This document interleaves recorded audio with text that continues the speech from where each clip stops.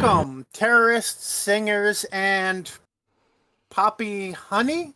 Not Poppy the Space Baby?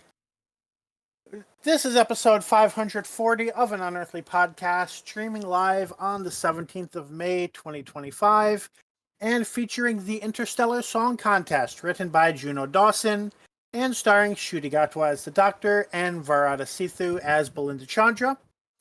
I am Bill Sylvia, the one in black, and apparently I misjudged in my predictions. With me is Alex Fireheart. Hello.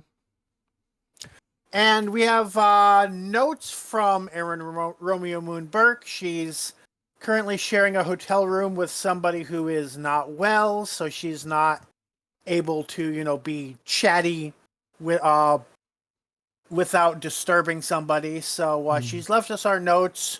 And as of a few hours ago, was hitting the bar. Not sure if that's where she still is. But yeah, so she won't be joining us fully. How's your week going, Alex? Not too bad. Basically just same as usual. Just lots of gaming and stuff and whatever, and rewatching. In the past 2 days, I rewatched all of season 1 of Andor because I'll be starting to watch season 2 either today or tomorrow. And it's funny going from watching Critical Role stuff, which is several hours long per episode, to I cranked out 6 episodes of this in a day and the other 6 episodes yesterday. Yeah. For that. And those episodes aren't short, but they're shorter than a 3 to 4 hour D&D session. So because the funny thing is I actually had to get myself to work yesterday. And it was basically that I had to get the bus. I usually start at 11. The bus I had to get to make sure that I would be there by 11. And it's not a long journey. Left at around 8:30 in the morning. Which worked in my favor for one reason, and that was we were down one person who missed their bus and then just didn't show up.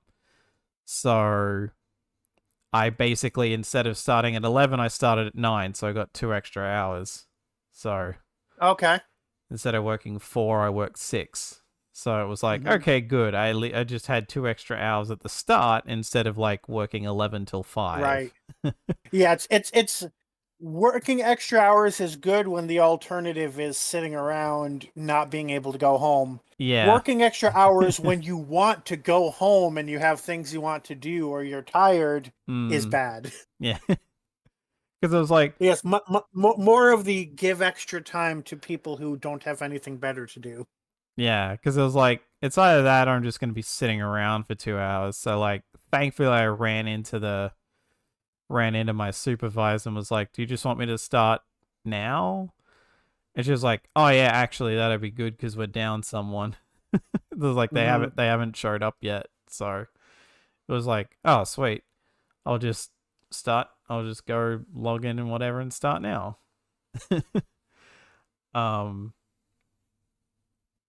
Yeah, other than that, just yeah,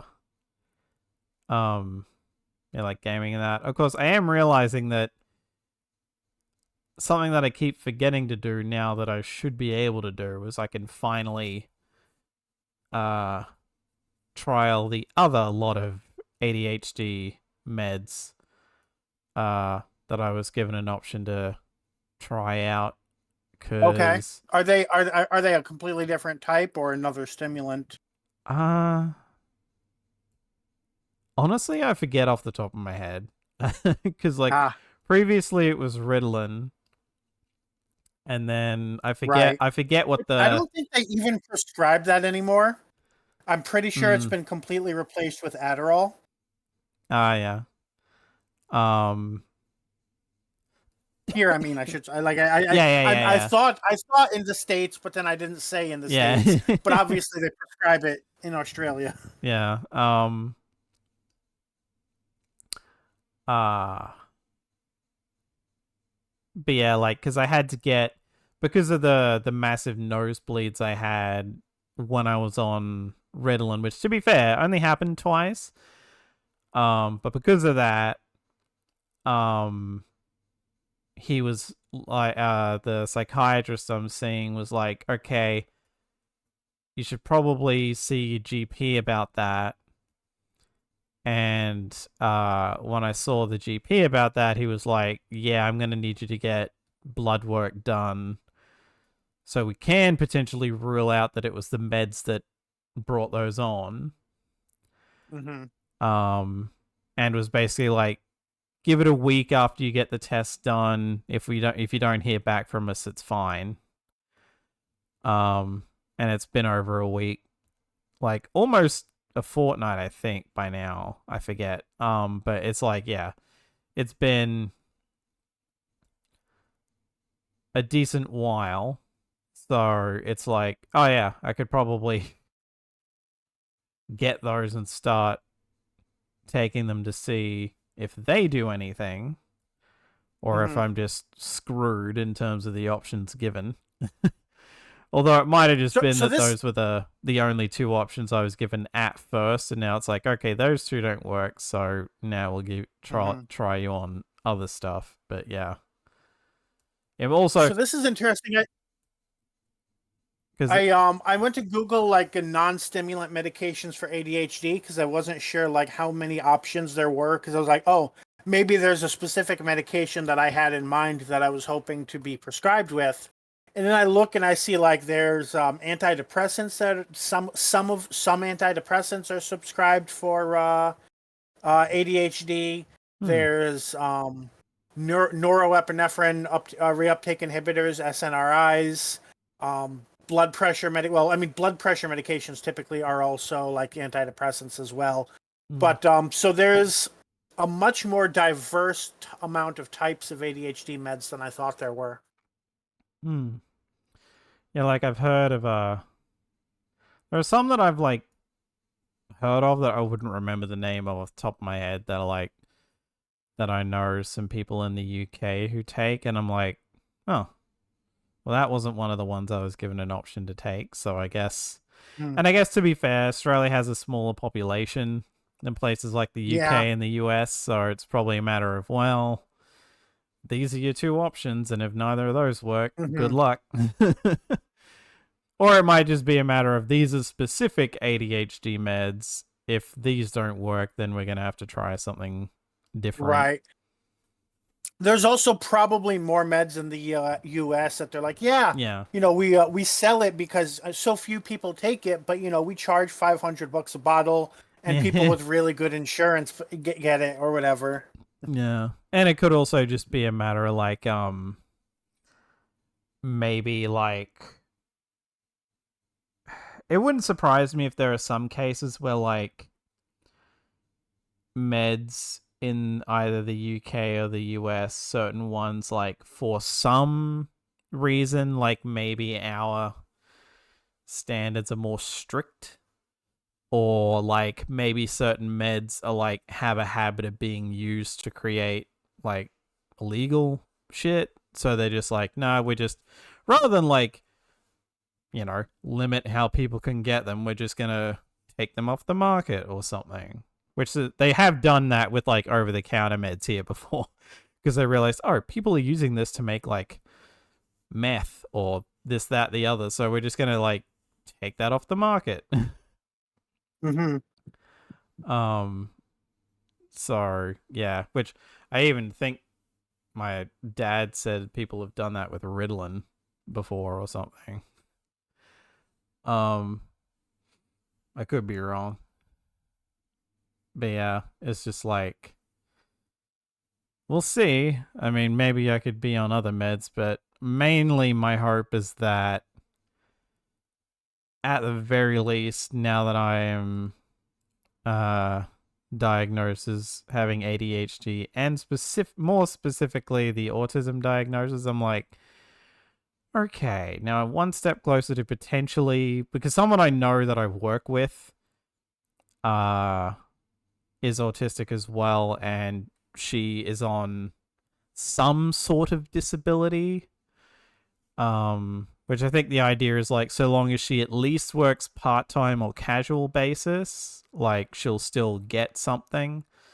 But if she was working full-time, she probably wouldn't get anything, because in Australia as well, they tend to screw over people like that.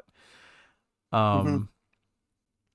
But yeah, like, I'm hoping that I can get that, because like it's very clear to me, and I have like evidence to back it up, that evidently in this kind of work I can't do full-time work, it feels like.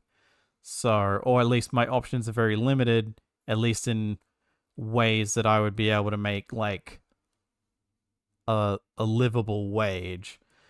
So it's like, if I could at least have some government assistance to like make up the difference a bit, it wouldn't be as bad. Because like otherwise I'd basically have to go to work and be like, hey, so here's the situation, can you pay me like full-time hours for part-time work? And they would, laugh me out of the office, and fair enough. But yeah. Like, we can, but that means you work exclusively on Sundays and holidays. uh,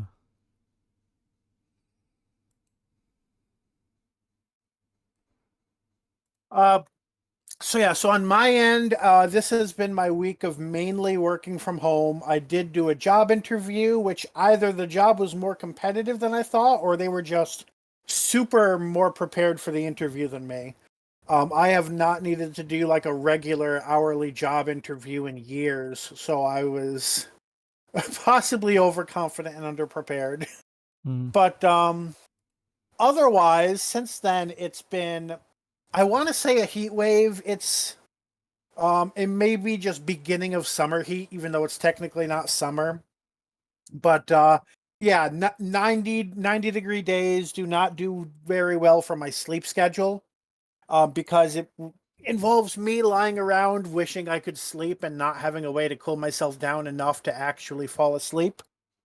So as a result, my sleep schedule has reverted to go to sleep sometime around sunrise and wake up sometime, I wouldn't say around sunset, but when it's like when the sun is low enough that I start to need more lights on in my third floor apartment than I would in the middle of the day. Like, I don't know what to call that mm. time period where the sun hasn't set, but it's low enough that being on the third floor affects my visibility. Um, and then we also had a tornado watch a day or two ago, and then a dust storm watch the next day. So I'm like, it's been a very good week to be at home. Um, Although the heat and such did affect my ability to properly write my final term paper, but I did Mm. get it in on time. So I still have things to do, but no like super strict deadlines anymore. I can kind of like ease myself into summer mode, and we can hope things go well with that. I thought my May paycheck was going to be less than normal because of some like questions I had been asked, like a decision I had made at the beginning of the semester where I started getting paid for a fellowship a little early. So either there was a paperwork error or I was just mistaken. If there was a paperwork error, I'm fucked, because the school absolutely is the type to be like, yeah, you need to pay us that money back. I'd be like, I've spent it on rent and bills. Um, but that means I'm a little less stressed than I would be, because that means I have money in the bank for all of my rent for the summer. It's just bills and food that I need to finagle and either get a payday loan or like refuse to pay some bills or something. I'm gonna look into payday loans because I know they can be bad, but if I can just post date a check for the third week of August, then hopefully I won't be, I'll have to pay some fees, whatever the process. I forget the name, the typical fees just for having the loan in the first place. Mm. But the predatory interest rates that come with payday loans shouldn't hit me if it's something I'm planning to, use for my August bills and then pay back before September 1st, Mm. So hopefully the summer won't be as bad as I feared, but I do definitely still need to make sure I'm keeping a tight budget and not spending much less than I would otherwise want to spend on food. Mm.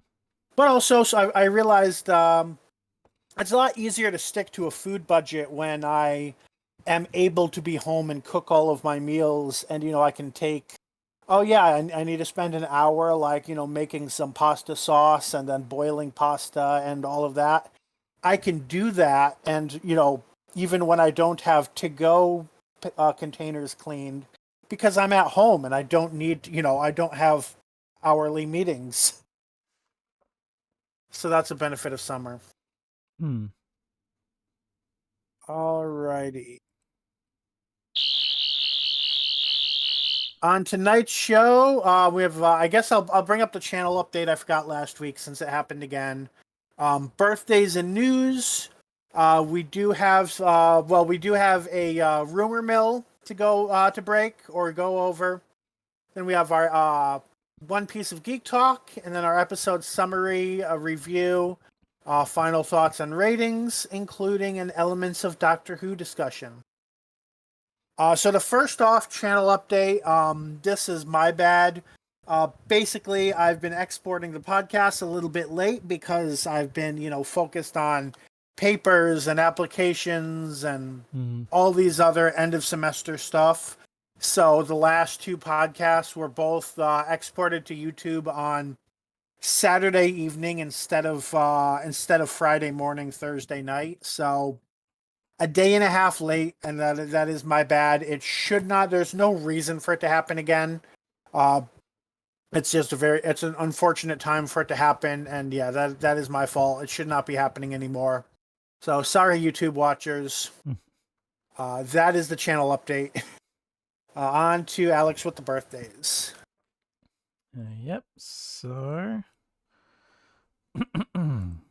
first off, on the 12th of May, we have William Hughes, who played the Master as a child in flashbacks from 2007 to 2010. Would have been 27, but died in 2018 at the age of 20. Also, on the 12th of May, we have Catherine Tate, who played Donna Noble from 2006 to 2010, and again in the 60th anniversary specials, plus work for Big Finish, turned 39.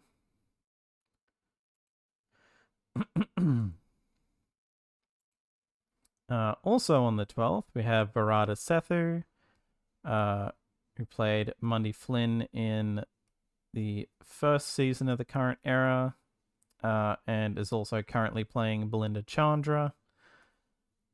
Turned 33. Oh, wow, she's actually slightly younger than me. Welcome to the club. On the 13th of May, we have Frances Barber, who played Madame Kavarian in Series 6, turned 67. Also on the 13th of May, we have Zoe Wanamaker, who played Lady Cassandra in Series 1 and 2 of New Who, turned 76.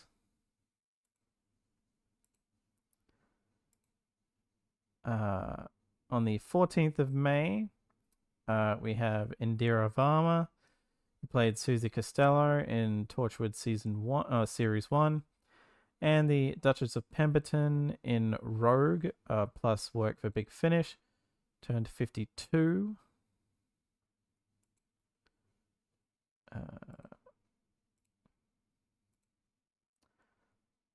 On the 14th of May, we have I forget how to pronounce this name. Oh, Isan. I think it's Isan. I Yeah. always look at it as Yasan, but I'm pretty Yeah. sure that's not correct. Yeah. Isan Churchman, who played Alpha Centauri in the third and 12th Doctor eras, and the Spider voice in Planet of the Spiders. Would have been 100, but died in 2024 at the age of 99. When we brought her up last podcast, I had no idea her birthday was coming up. Yeah. And finally, also on the 14th of May, we have Tristram Carey, who did incidental music and one ballad for 8 serials between 63 and 72. Would have been 100, but died in 2008 at the age of 82. So happy We won't hold the ballot against him. So happy birthday to William, Catherine, Verada, Francis, Zoe, Indira, Isan, and Tristram.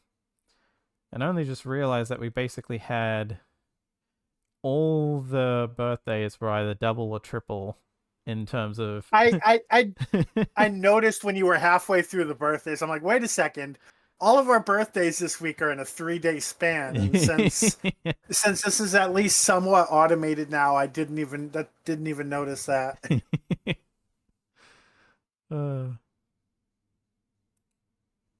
I'm moving on to episode news. In the overnight ratings, 1.59 million UK viewers watched The Story and The Engine last week. That places episode 5 dead center of this season so far, behind The Robot Revolution and The Well. In the 7-day 4-screen ratings, Lucky Day wrapped up the week with 2.8 million viewers. Critics of the current production have been quick to note that this is the lowest week of first week figures in Doctor Who history. Although it's really unclear what that means in the era of binging, especially since we don't get like 30-day figures or anything like that. According to The Barb, Lucky Day was the 29th most watched episode of British television that week, or 16th once you account for shows with multiple episodes.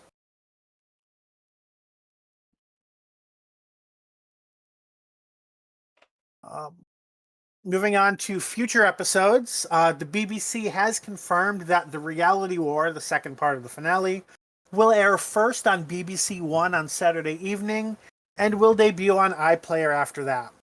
No announcement has been made about whether this will affect Disney Plus, where episodes typically premiere at 8 a.m. British summertime.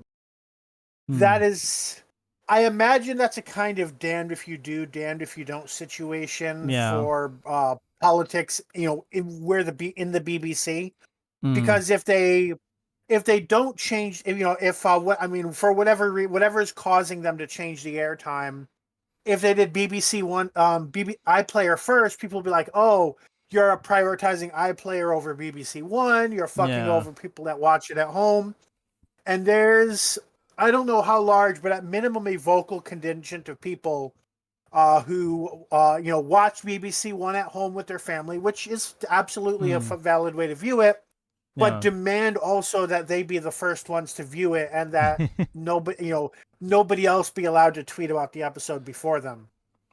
So if they let iPlayer air 12 hours or so before the episode, they would have been super pissed off about that. But what I think is going to wind up happening is that this means Britain gets the episode after the rest of the world by 12 hours. Yeah, so they haven't announced an actual time yet, but Saturday evening is well after 8 a.m. Saturday. So this may mean that every plot point has been spoiled by the time anyone in Britain is allowed to watch the episode. Yeah, because that's like the one thing of like, well, wait, why? Because it's like, if it was like it wasn't going up on Disney Plus until after it had aired on TV, then that'd be one thing, because then it'd be like, then you could approach it from the idea of, oh, okay, the spoilers are going to be that gigantic that they're like, which I think that's possible, but I don't think given that they haven't announced it yet, I don't think Disney Plus is planning to do that, and I don't Yeah. think they would really be amenable to that idea either. Right. Like the most you would get is like, okay, fine, it has to go up on Disney Plus as soon as it starts airing. Like, so it's like everyone gets it at the same time instead of Disney Plus getting it way earlier. Mm-hmm. Um Although the funny thing is I'm pretty sure if that were the case, that would give us even less time than usual to watch it. Because I think like Yeah. we If we'd maybe get a viewing in and that's it. like if it was at 8 p.m. in the UK, then that would be the equivalent of it being at 2 p.m. where I am. Um, and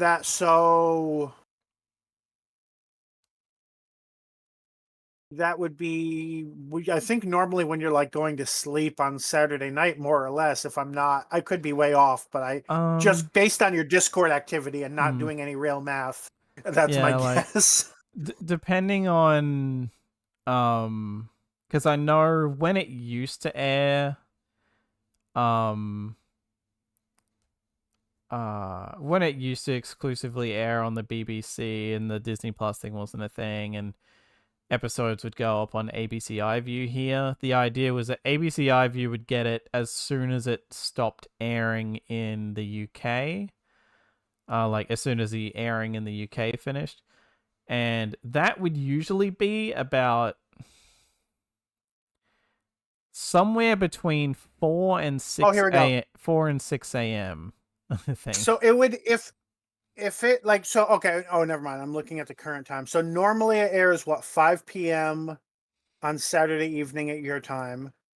So it would be at 5 a.m. Sunday morning if it were delayed by 12 hours. Mm. So maybe you'd be waking up if you planned for it, but Yeah. probably not normally. Yeah. Like I'd have to be going to bed like super early to wake up in time to watch that more than once. Like, Mm-hmm. I'd basically get to watch it once and that would be it.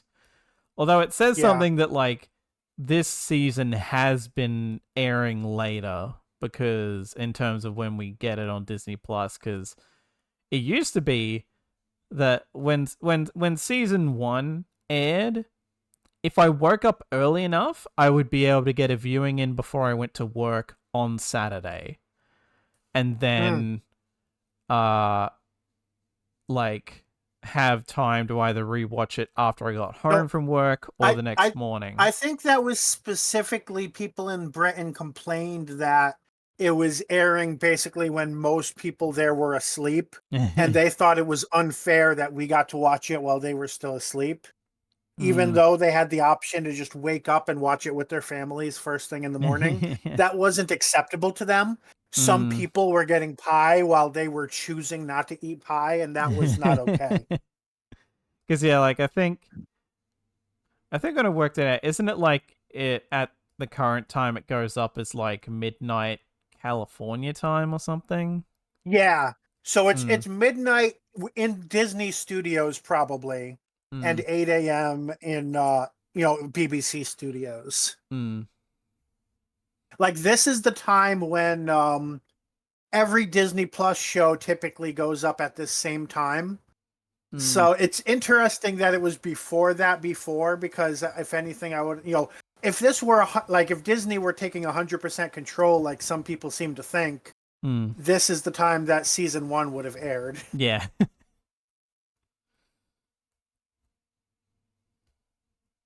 But they were going off of I think it might have been, I forget if it was midnight in the UK that it was originally going up, I think which so.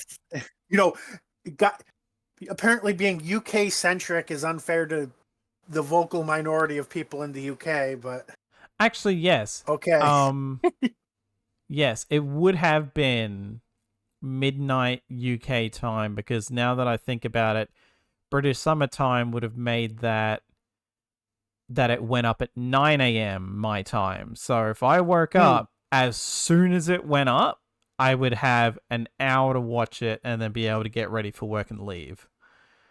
Mm-hmm. Whereas if it was 10 a.m. my time, I probably wouldn't have been able to get a watch in because I would have been able to watch like half an hour and then leave for Yeah. work. Um,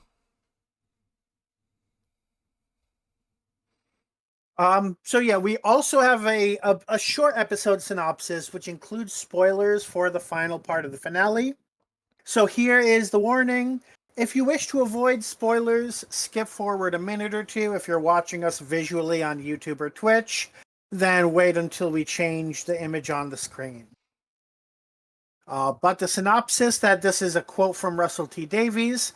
The Doctor is doomed, Belinda is lost, Ruby is trapped, Unit is powerless. The unholy trinity, which refers to the Ronnie, Mrs. Flood, and Conrad, rules supreme, and the underverse is rising. hmm.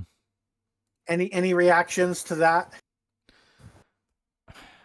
I mean, I'm not keen on the idea of Conrad ruling alongside the two when, like, Yeah, that the at least that the seems a wording, little yeah, contrived. like the wording seems a bit weird given the fact that, like, we'll get to it, but Mrs. Flood seems very subservient to the Rani, But I and can see how the Ronnie would trust Mrs. Flood over any other living being. right, yeah. So it seems more like it's the Rani and two lackeys rather than Yeah, like equal. that's fair.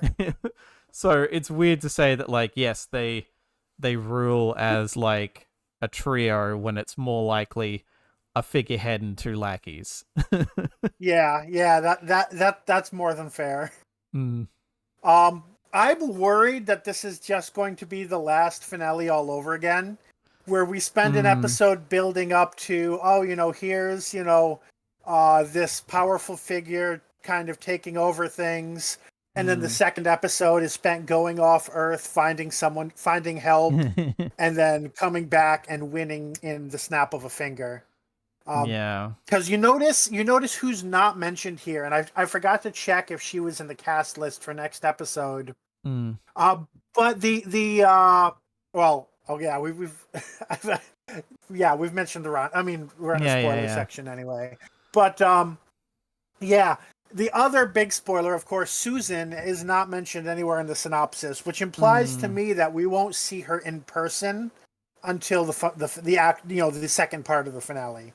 So Right. I think the plot of episode 2 is going to be leave Earth, go find Susan, come back, and reverse everything, which is Mm. exactly what happened last season, except not Susan. Yeah. Like and I said it last time, but I'm also just really over the world's gonna blow up finales. Mm-hmm. Like, and like At least this one specific. we've had like 6 weeks to prepare, to expect Yeah, it. yeah.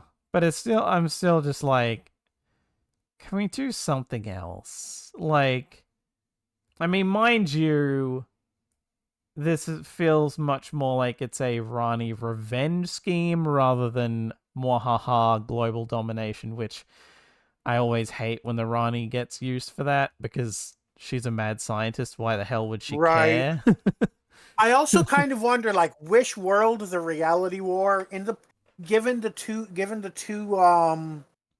season plot, I almost wonder if Mm, she's like, oh, there are these like weird beings that she probably refuses to call gods entering the universe. How mm, can I control their power? right, That yeah. seems like a very Ronnie approach to Yeah, things. yeah. All right. It's probably, I'm Almost, sure, been more than 2 minutes, so it might be a good yeah. time I to was end almost, end yeah. this part of spoiler Yeah, talk. I was gonna say, I was almost going to go on to something else, but I might try to hold on that for the, like, predictions bit because it would make more Okay. sense then. Yeah, that makes sense. All right, moving on to I'm categorizing this as spin-off news. The BBC have announced a special episode of Doctor Who Unleashed to air on BBC 3. Hopefully this one will also make it to the YouTube channel, about the 20th anniversary of the Doctor Who revival, which began on March 26, 2005. The episode will air sometime next month and will include cameos from past doctors, companions, and showrunners. And I'm hoping, like, they say it'll feature them. I hope they actually, like, interview them or something, and there's not just, oh yeah, here's some footage we took from, David Tennant back in 2007. Hopefully there's actually, like, conversations with these people. I mean, for all we know, this has been in the works since the start of the RTD 2.0 era, so he might have that would be nice. He might have actively had be like, "Hey David, while we've got you, can you do some can you like film some like interview stuff while we've got you now for this thing that we're going to air in 2 years?" Well, like 3 years, I guess, like, technically, because when they would have been filming those. And we know, like, Carol Ann Ford met RTD at the screening for the Star Beast. The Star Beast, yeah. So it's it's entirely possible that they had like interviews at events like that were filmed. Yeah. Yeah, it wouldn't surprise me if it's just whenever they could grab hold of someone, they did and got whatever they could get.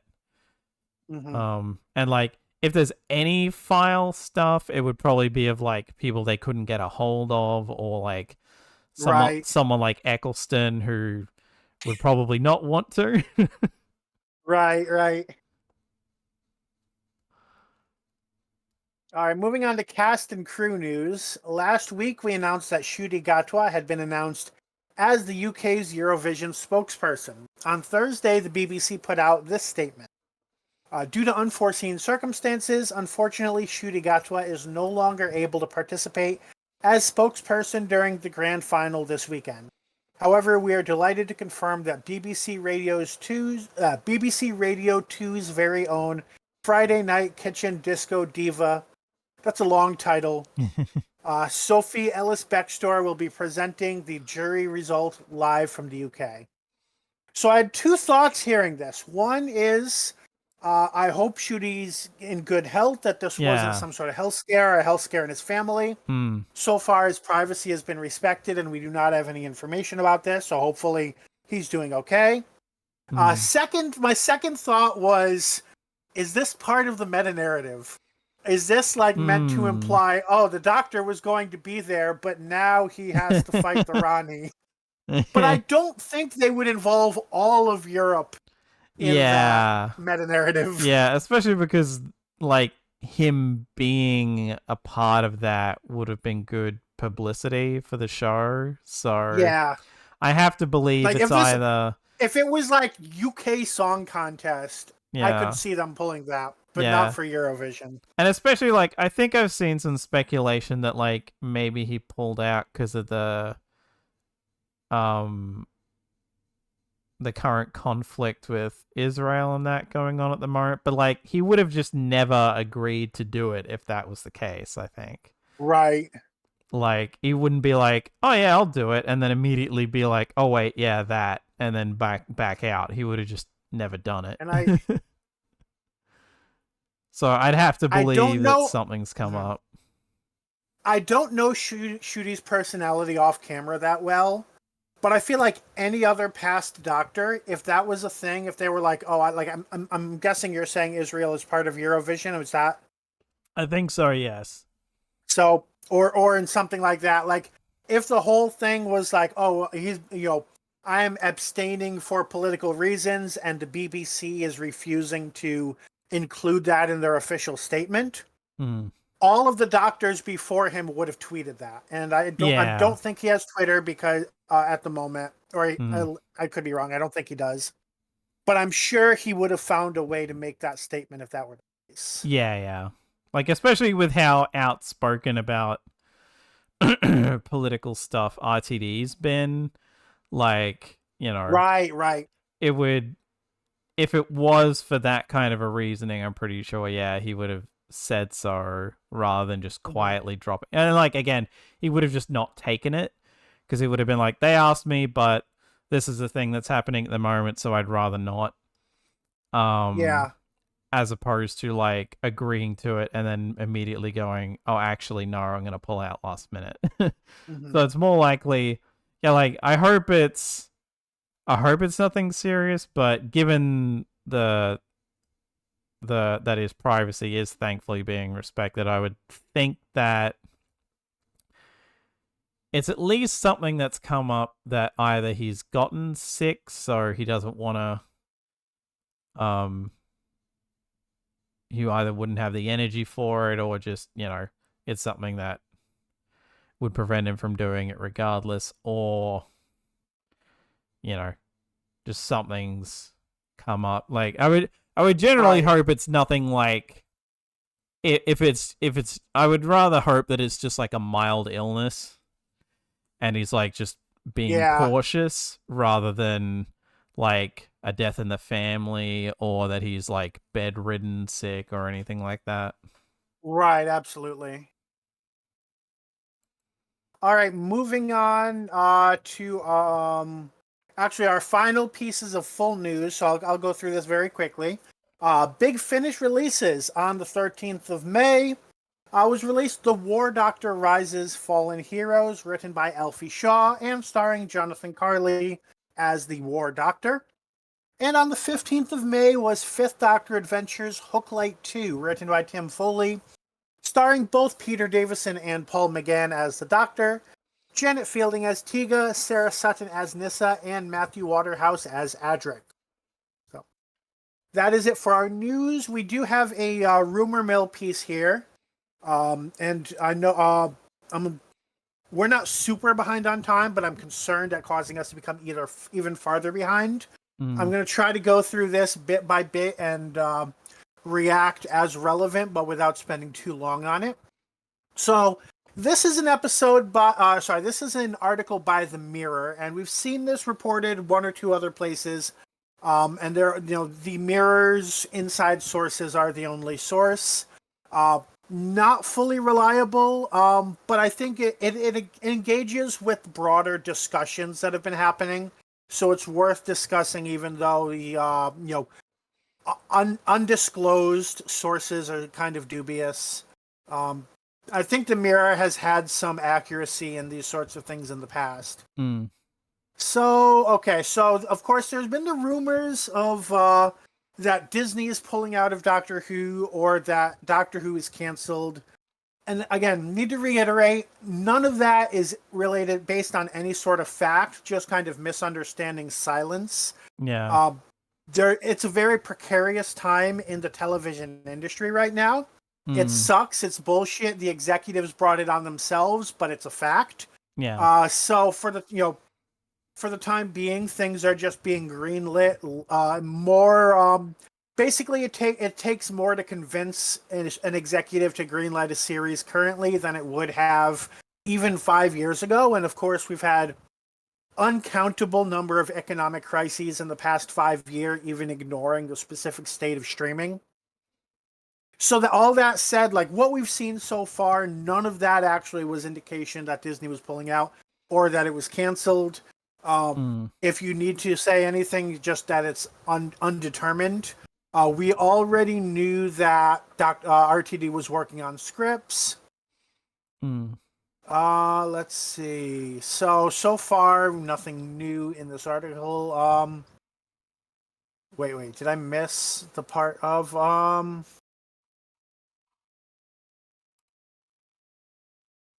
So their first line says Doctor Who will continue on BBC One. But there's no evidence other than that, according to insiders. The only evidence that they seem to present is that RTD has already worked on the scripts for Series 16. We knew that a year ago. And Yeah. RTD at the time was saying that he was working on scripts before it was greenlit. Right. That is not evidence of anything. Yeah, that's basically just Um, him being like, regardless of what happens, I want to have scripts done so we don't have to wait as long. Because, like, regardless of what happens, because if basically it's a matter of if the Disney deal doesn't continue, then yes, it will go back to BBC airing on exclusively on BBC One in terms of how it's handled. And like all that means is he's basically like, well, I'm gonna have scripts ready to go for whatever happens. Mm-hmm. I do just want to point out now, because it seems relevant, the article is about 30% images and 20% ads, which makes it hard to know, to look for specific information, because I keep thinking I'm at the end of the article when I'm not. So it's actually longer than I thought it was. It is also claimed that if Disney departs, it might not have as big an impact as feared by fans. This is because a huge chunk of the extra budget, up to £10 million per episode, is spent on the technical task of improving the picture quality to a level which wouldn't be necessary if it reverted back to being a BBC standalone series. So this is different than what we saw other sources say, and this is why I'm glad we went back to the real mirror source. So what they're saying here, and the next line gives more detail on that. So BBC broadcasts at 2K picture quality. Disney streams at 4K quality. So there's a bunch of Disney money that is only for the purpose of upgrading the visuals to Disney Plus quality. So if it stops streaming on Disney Plus, they won't even need that money.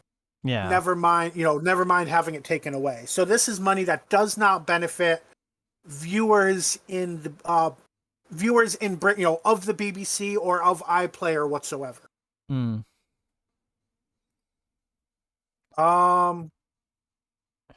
One source claimed that the reason the show has a huge and loyal audience is unrelated to the cash injection from Disney. Okay. Doctor Who's expensive. So that's basically just someone saying, yeah, the show will probably continue because Disney didn't make it popular. Okay. That's not news. At this point, I'm pretty sure they're just stringing us along to get us to read ads. So if I don't see news in a couple chunks, I'm just going to call the article over. Filler. It has been long known a lengthy. Yeah. So RTD has said the earliest the next season could come is 2027 because it's not greenlit yet. Yeah. We do know there's a spin-off airing either. I forget if they confirmed whether it was going to be late 25 or spring 26, but either way, the spin-off is coming before the next season of Doctor Who. I think it's the tail end of this year because at least from what I can recall, but they could always push that back to next year. I mean, next year would make the most sense to me because like that way at least something Doctor Who related would air next year if the main show itself won't while the deal's being sorted. Because like as this article even brings up, is like the idea is that like the sort of, I guess, renegotiating or whatever would happen after this current season finishes airing. So Disney won't even start to make up their mind until after, like, in a couple of weeks, basically. Right. So this next bit is based on the 28-day ratings, which I don't know where to find them. We used to have access to them. But they say overnight ratings are lower than last year's, but the Doctor Who brand remains one of the most popular of the brands on BBC iPlayer. And the series looks set for an average audience of over 4 million once the 28-day ratings are released. That kind of goes along with the fact that the television industry is not the same as it was in 1963. Yeah. Not the same as it was in 1989. Not the same as it was in 2000, and not even the same as it was in 2020. Right. There's more things to watch than ever before, so you have to accommodate that anytime you try to make analysis of ratings. Which, like, it's kind of a tangent, but I will say this is the streaming era is the best argument to bring back the serial format that Classic Who did, because you could basically just drop an entire serial at once, and then True. And then wait a while, and then drop another serial, and then wait a while, drop another serial. Like, you wouldn't have to. It wouldn't matter as much because you could drop multiple episodes at once. I mean, as I've said before, they would have to go back to being like half hour at best episodes.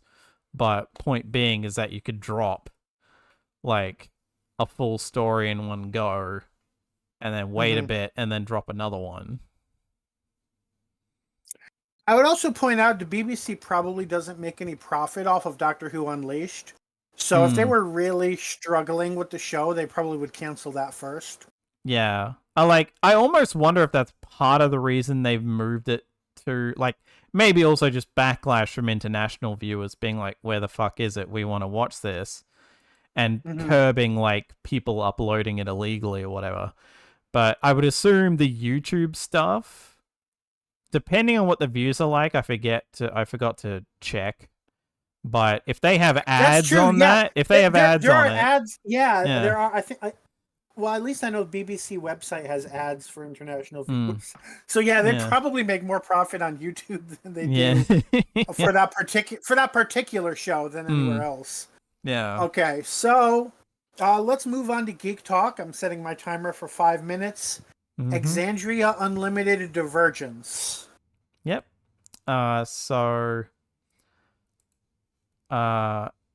I was most of the way through watching this when we met last week, but I didn't, like, at least 2 of these episodes I think are 5 hours long, so I was not going to get through all of it in time, given when I started it by the time we got to doing last week's podcast. But yeah, this is probably, like, of the few sort of spin-off-y things Critical Role has done, this is probably my favorite by, like, a wide margin. And that's not even saying that the others are bad. Like, I enjoyed the original Exandria Unlimited, which was basically like a prelude to Campaign 3, because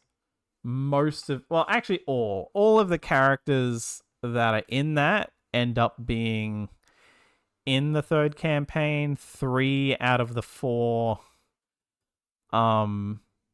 being people who are like main player characters to an extent. Yeah, this is effectively another sort of prequel-ish. Like, prequel, like, it's kind of funny because saying prequel sounds like it would be like, oh, not that far in the past. This is set like way, way back. Like, this has no direct connection to any of the campaigns, at least in terms of, like, this is set like thousands of years before, if I recall right, before the current set of campaigns they've done. Because this is like, there's an event called a Calamity where the planet is basically fucked up by a war between the prime deities and the betrayer gods and that. And this is Divergence is basically the event where the gods are like, you know what, we fucked up really bad, so let's leave and just lock ourselves behind a gate so we can't like continue to fuck up the planet like this with our internal conflicts. And sort of we're following a group of people who are like living in the wake of this, effectively.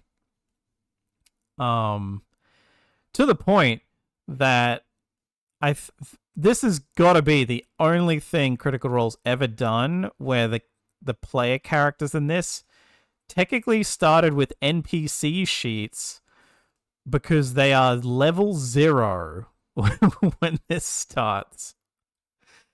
Which when they brought that up and I realized that, it's like, wow, that's an interesting hook. And like, even as like in the like Critical Role on their sort of streaming service thingy that they've got,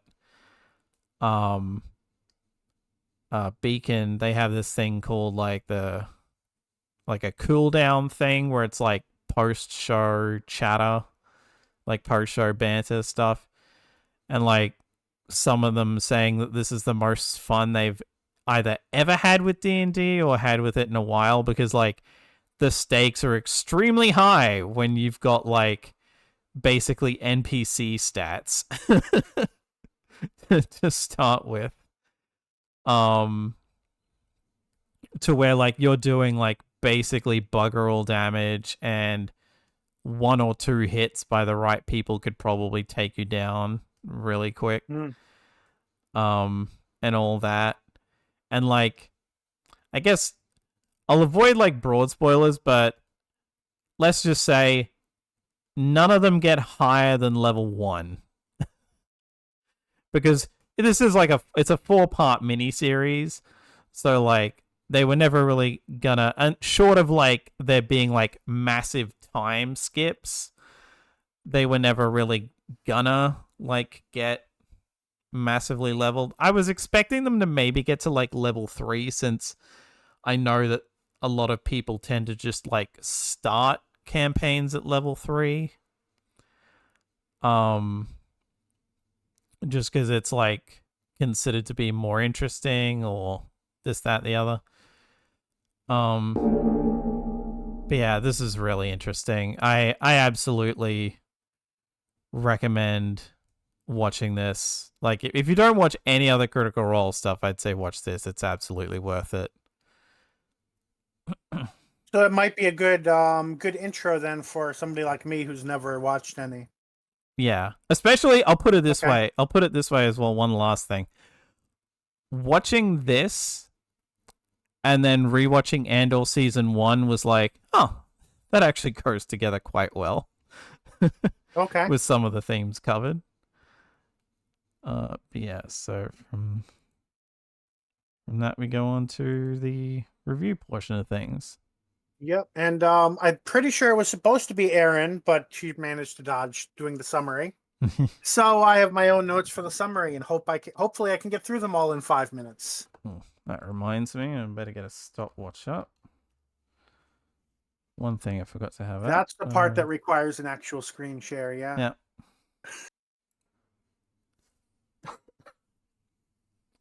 So you ready? Yep. Okay, 3, 2, 1, go. We have our cold open, in which someone named Rylan, who is probably familiar to Eurovision viewers, I don't know, is awakened from cryosleep in the year 2925, where he immediately begins to host Eurovision with the serial numbers filed off.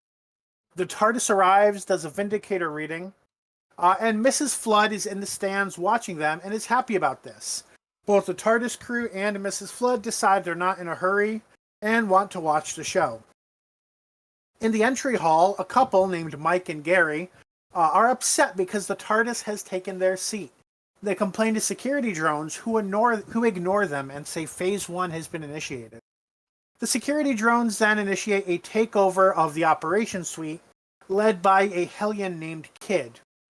He substitutes the stream of the Eurovision out to the universe with a stream of the dress rehearsal, which does not include Rylan.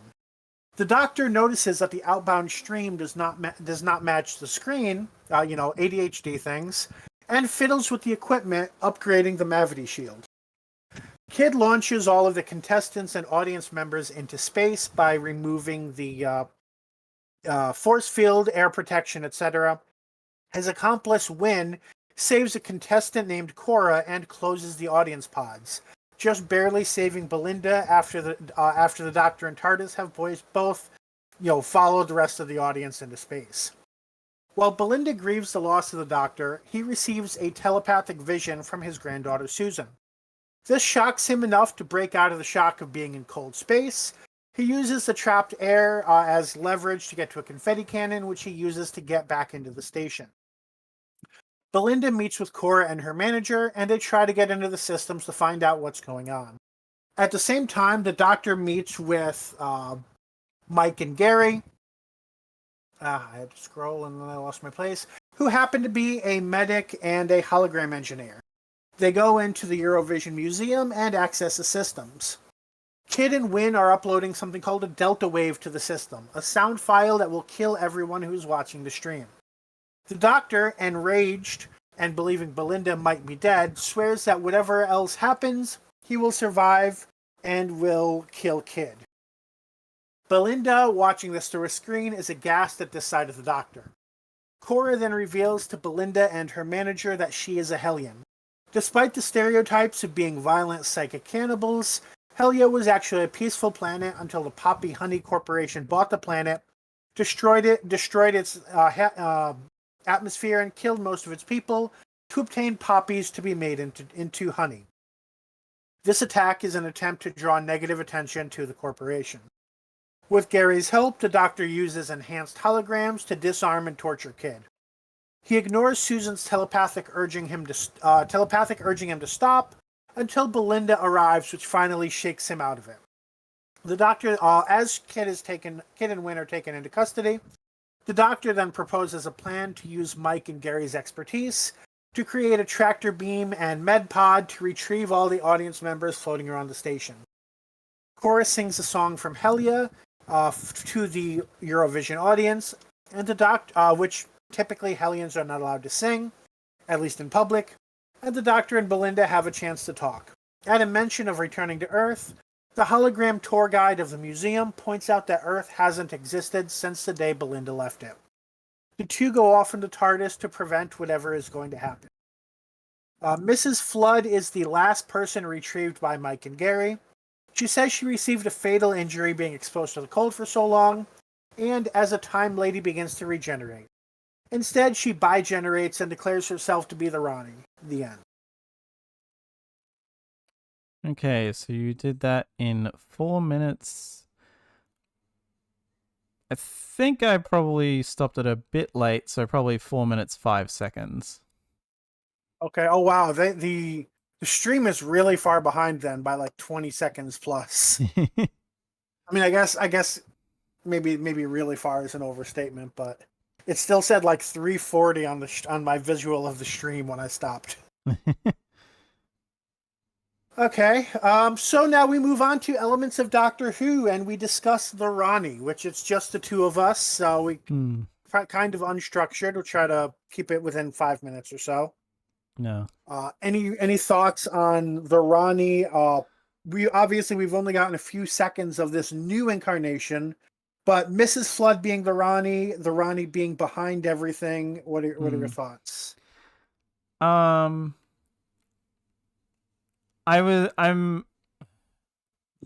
initially hyped, but I'm also very cautious, especially realizing, oh wait, this means the Rani's behind another blow up a planet scheme.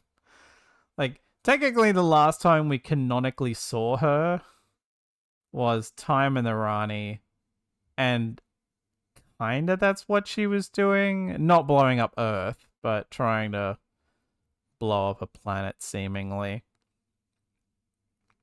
I mainly remembered that she was collecting a bunch of scientists and wanted to add the Doctor to them as the expert in time travel.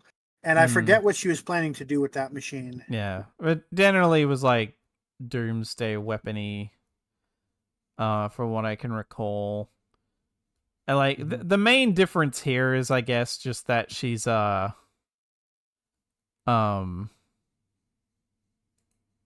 oh wait, that's what I was trying to do. I was like, yeah, like the only thing that kind of fits, and that doesn't make me as annoyed, is like the fact that this is like clearly a revenge scheme more than anything. So, you know, it's more trying to mess with the Doctor clearly, rather than like, you know, a typical master, oh no, I'm going to enslave the Earth or whatever. in this case, it's more, no, I'm just going to blow it up because I hate you. Which, But at the same time, like the previews we've seen and trailers and whatnot, it doesn't seem like all she's doing is just blowing up the earth. hmm, And of course, that would really not fit with the 2-season arc about the Chaos Gods. If yeah, all she was just doing was, I'm making use of your Vindicators to blow up the earth, yeah, and really that's all there is to it. yeah. Like, I will say, what with there's not really much to say in terms of like the performance, because she's only really the Rani for like a couple of seconds. But A couple of seconds during which I noticed, I think the implication is that she's wearing the coat and nothing else. Because Mrs. Flood is wearing the rest of her outfit. Well, she could be wearing like underclothes, because she was wearing a layer under the coat, so she's probably got a layer under the pants as well. Because I'm like Mrs. Flood is still is wearing the shirt and the coat, and I'm like, oh yeah, there's no shirt on the Rani. Yeah, but like the main Rani actor, like as soon as she started talking, I'm like, okay, that's the Rani.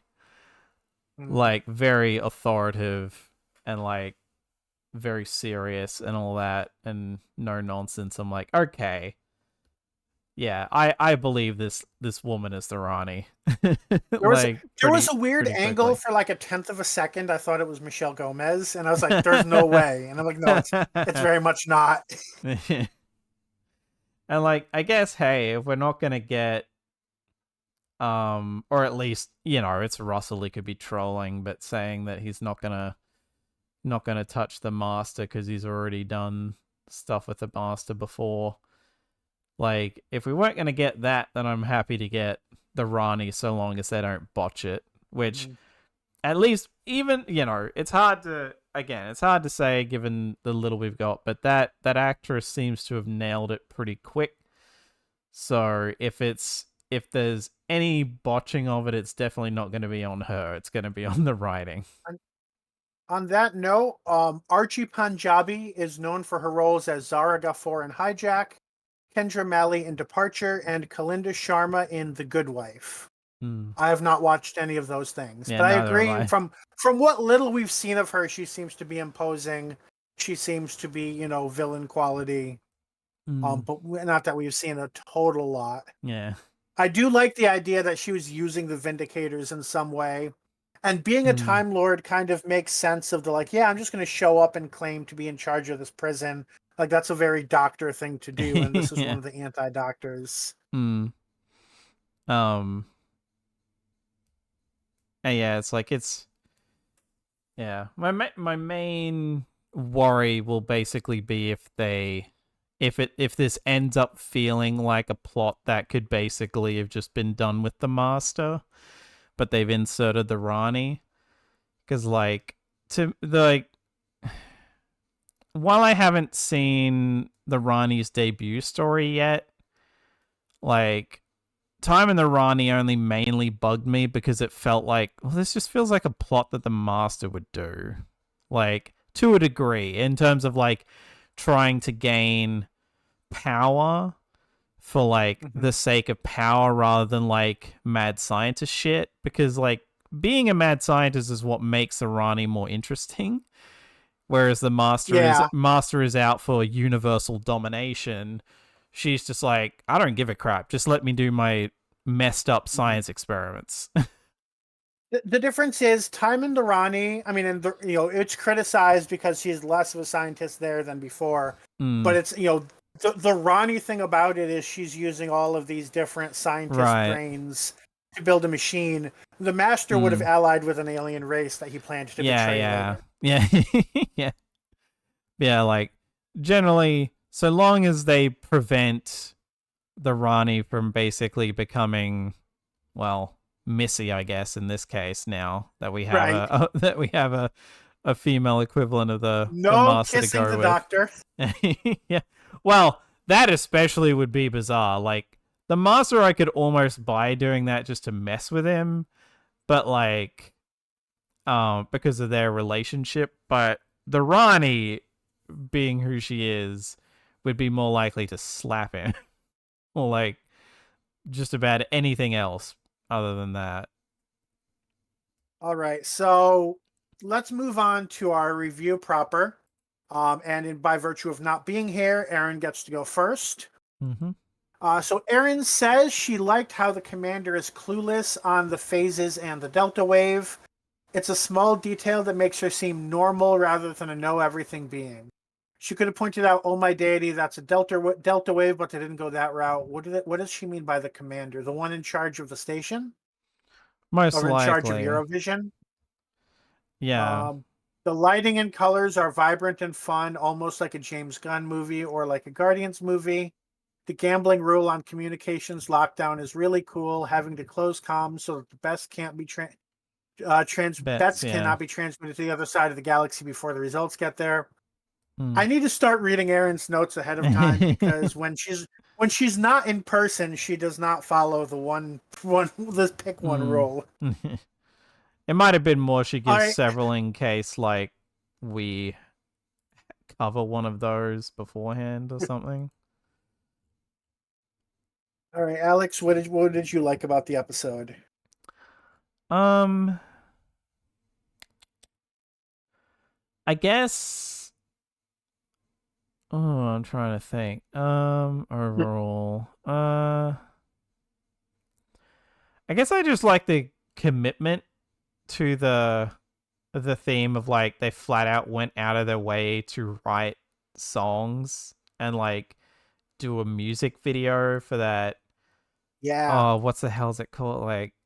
Uh, Oh, the like the the poppy, nonsense one, like whatever it is. the one that they closed it, but God, they friggin' like Gabadoo or whatever the hell they call it. Like the one where it's basically just this weird alien thing, like yeah. doing like a Um, basically a meme song. Which going by I don't think it's mentioned on TARDIS Wiki. yeah, like it comes up in Doctor Who Unleashed, but I've already forgotten. I Yeah. think it's like they call it something like Gabadoo Um, or something like that.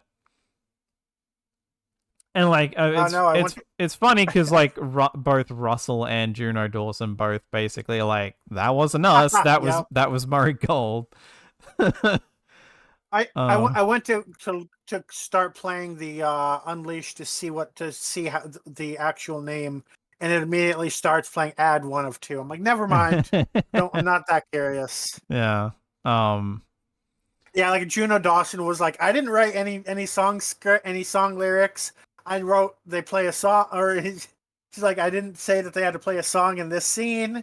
They just did it. yeah, which I guess you probably would have had to come up with more of the idea of the dress rehearsal continuing on in the background, so they've got to have something playing. So that seems like it would make sense. But yeah, it's like I do like that attention to detail, especially finding out that like um in that like control room all those screens were actually showing stuff, so they had to make up graphics and this and that for all of that. So yeah, Hmm. quite a bit of attention to detail. And like, while to a degree, I was thinking, wait, if this is the most expensive Doctor Who episode ever, apparently, at least they're claiming that, where'd all the money go? And then thinking about that and going, oh yeah, they had to make up all these graphics, have all this control center with all these screens up Hmm. that constantly actually had stuff on them at all times and all Right. that is like, yeah, that probably costs quite a bit.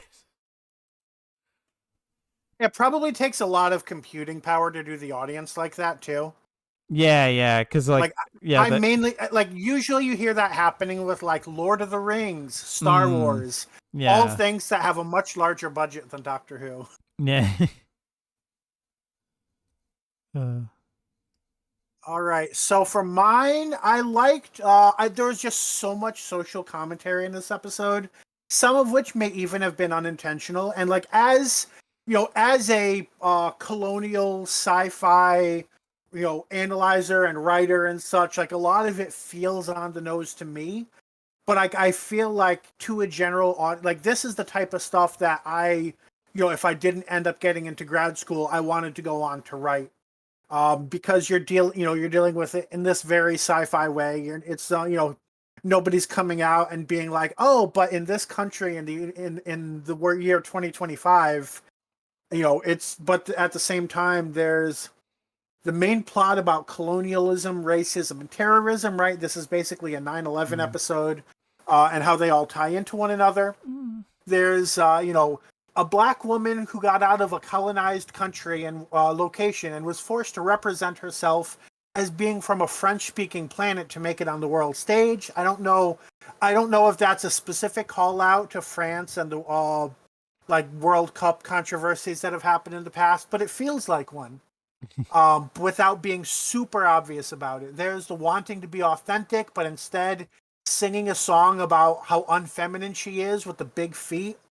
Again, I don't know if that was intentional, and that kind of comes up in some of my other comments later. But if it is, like, that's amazing. It all manages to avoid my criticism last week of only letting the trans writer in to write a trans story, which is what I had predicted the episode was going to be.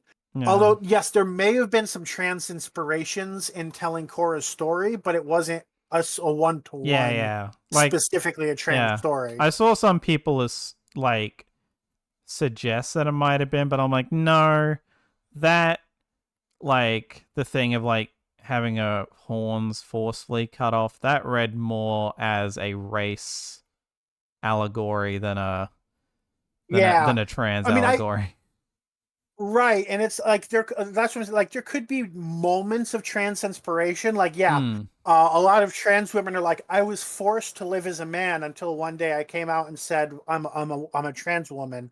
That could have been something running through her mind writing that, but it wasn't written. This is a story about trans people that only trans people will understand, or anything like that.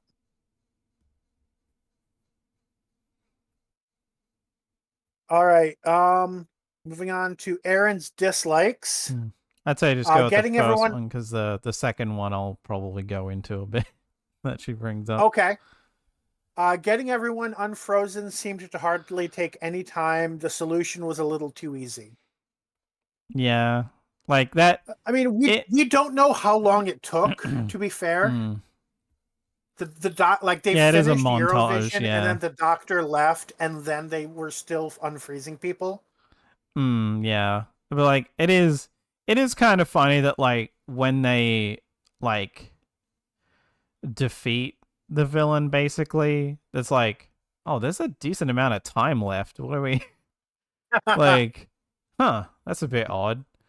So yeah, like, from that perspective, and like, okay, we've got to unfreeze everyone, quick montage, is a bit okay. Which, I mean, to be fair, is more than some episodes would get. Some it would have been instant. Yeah. It would have been, we used the TARDIS to round everybody up. It took a grand total of 30 seconds. Yeah. So it's like, they do slightly more than usual, so that's something. Yeah. So my thought about this was, like, it seems a little unrealistic and a little, like, overly fantastical that the only person who, quote unquote, died was the person who, has magical resurrection powers. Yeah. I think it would have made more sense if they were like, we did our best, but this, isn't clean. Like, think about this in real life. Like, a lot of people that don't have a strong constitution would have died. Yeah.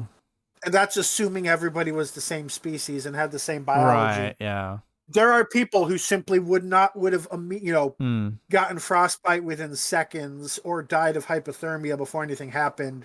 Yeah. They wanted this to have a positive, upbeat ending, but I think it would have made a little more sense if it were a little more realistic in that sense. Yeah. I guess to that end, I don't think they ever show... At the end, I don't think they ever show, like, a full audience shot again. So you could maybe make the argument that anyone who didn't survive is just not talked about. Right. Which, in its own way, has some negative connotations of, like, not bringing that up. That there were Right. some people lost, but they never exactly say, "Yep, all 100,000 people are still here," because we show a full audience shot. On that note, it also would have been really interesting to see like shots of like audience members coming in one by one throughout that whole time. It would have been it would have given a better impression of how time was really being portrayed rather than it just Yeah. feeling like they let everyone out at once. Yeah, especially because especially with how it starts with like Belinda walking Rylan off to check him over to like make sure that he's actually fine. So there's like Yeah. the montage is probably like 10 hours for all we know condensed into 30 seconds. Right. Where they've got like the bare minimum medical team checking like hundreds of thousands of people. The medical team, I think, is Mike and Belinda, at least to Pretty start much, with. yeah. All right, and you're next. So yeah, jumping off another thing that that Erin put down of like she made a comment of anti-corporate terrorists are a bit cliche. To that end, and I'd seen it brought up elsewhere. This is very Kablam. In that, like, when you find out what the motivations actually are, it's like, oh, so we're doing the like. It's not as bad because at least we're not vilifying whoever this corporation are. And we're not like accidentally saying no, the corporation are correct actually. Right. So we're not accidentally saying that Amazon did nothing wrong. But Yeah, it I think that's the big difference here. yeah, but it is still very like I mean I've seen it also compared to like the flag smashes in Falcon and Winter Soldier, where it's very like we have to push this to the absolute extreme to make it unreasonable kind of a thing of like turns out these are actually left-wing terrorists but they're committing like mass murder just to Yeah, so I like mean, so that's the scenario. Like, I immediately go to Black Panther comparisons when I think of mm, that, and I think the big difference here is you had multiple Hellion perspectives. So like, of course, you have the Hellion that kind of like she escaped by kind of denying herself and undergoing these brutal situations, but she got mm, out, and so she's viewing things from one perspective. You have these people who are like, we have to fight, who become terrorists. I said, like I said, it's a mm, 9/11 story. And there's a lot of things to say that are being said in that sentence.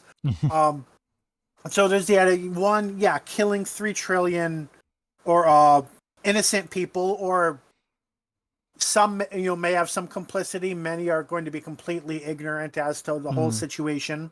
So at least compared to the corporation, they're very much innocent people that mm, anybody could put themselves in the place of. yeah Is not the right way to solve it. You understand the Hellion perspective.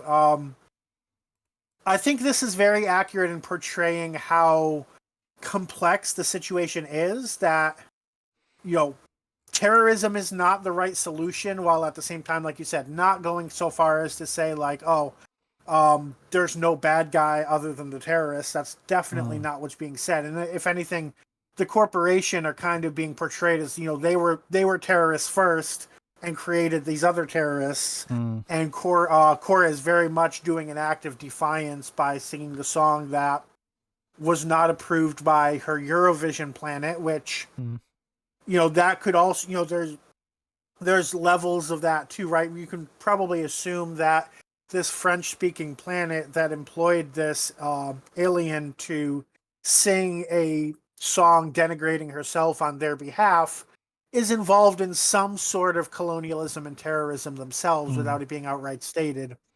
And that's the sort of complexity that I like in it. I will say Um, the comparison that I have seen made in a like negative view on this episode is it, and like I can kind of see where they're coming from, is that this is less 9/11 and more what's happening in Gaza at the moment. Um so the corporation is Israel, and oh, see, I was gonna say because the only and one the killing three Hellions are trillion people is Palestinians. Israel. Right. Uh, And that's why like like that would be it got yeah, that's that would why be it the comes opposite. up. That would be saying Yeah, that's Israel was the why. Hellions, and that's No, I not true mean, at all. like again, it's like it's why it comes off like this person was bringing it up in the case of like it feels like skewed perspective of like, wait, what? Is like I can see it in the sense of like, you know, they the comes up with all this stuff about the Hellions where they're like, oh, they, you know, practice witchcraft and they're this, that, blah, of like all this propaganda against them. So it's like, oh, who cares? Right. They deserve it. Feels very what the Palestinians are going through, of being demonized, and yeah, they deserve to be genocided and shit, as all these right wing assholes are saying. Um and all that. And it's like I can see that, and like that seems to me more like what this would be going for Hmm. than uh 9/11. And yeah, like again, just And to actually, yeah, me. the whole like they killed them all thing that would be connected. Like mm, the U.S. didn't kill everyone in Afghanistan before mm, 9/11, of course, whereas they've pretty much wiped out the population of Gaza at this point. yeah. And it's just like, so it's more, it's a weird way to approach that where we're basically Hmm. making like sort of allegorical Palestinians into the extremist But I mean, terrorist villains but of on this that point, story.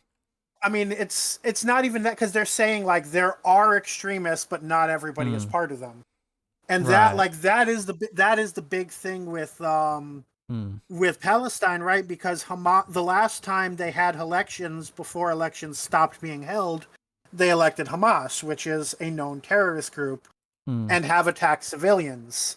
mm, Uh, and like if we were to take that comparison, what's happening in this episode would be if Hamas was basically like, let's do a 9/11 style attack on the mm, citizens of Europe or the citizen, literally everyone except for Israel, because the corporation is not being targeted at all. mm, And I would argue, I mean, and some would argue, like, if you want to, I'm not from that part of the world, and my education has probably been very intentionally kept minimal. I don't know as much about the October 7 attacks as I wish I did. But if they weren't against the Israeli government, arguably they're doing this, the same thing Kid is doing, in that mm. attacking people who had nothing to do with it and hoping for good results. Yeah. Yeah. In general, it's just a very like, oh, we're doing the thing again where we have to make the people who, once you find out what their motivations are, is like, oh, I can kind of get where they're coming from, but like, Jesus, this is, we have to make them this unreasonable to the point that they're basically committing genocide. Is very like, eh, do we have to go that far Mm-hmm. in a, I, like I get, yeah, and basically a Eurovision fucking episode? right, and I definitely get that as a perspective of media criticism, because that's basically what I had to say about, a lot of what I had to say about Black Panther and Iron Fist, in a paper that I was going to give before I couldn't afford to travel to a conference. I think the inclusion of Korra is a big part of why this feels different to me. Um, and also again and I think also the fact that I just so immediately latched onto it. I was like, yeah, that was 9/11. They attacked a whole bunch of innocent workers who, yeah, maybe their bosses had to do with the conditions that the Middle East was suffering under. related to U.S. Corporatism and neocolonialism. But most of the people who died were not responsible for that. And I Mm, think that is what I immediately connected this plot to. mm. I guess it also just doesn't help that the Doctor is like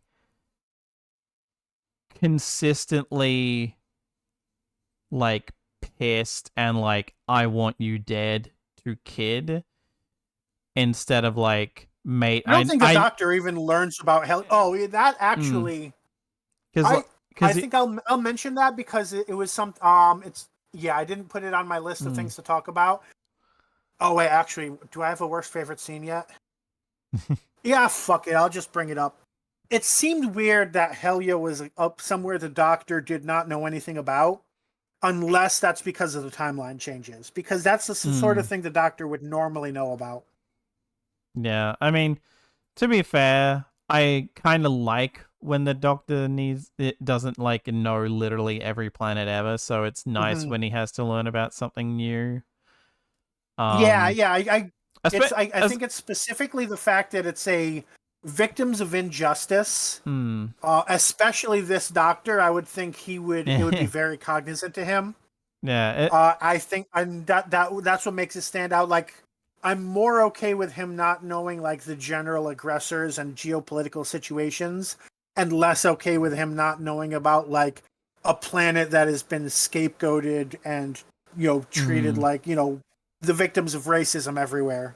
yeah. I mean, it is one of those things where like you would think that there would have been a story there by now if the Doctor was actually aware of this.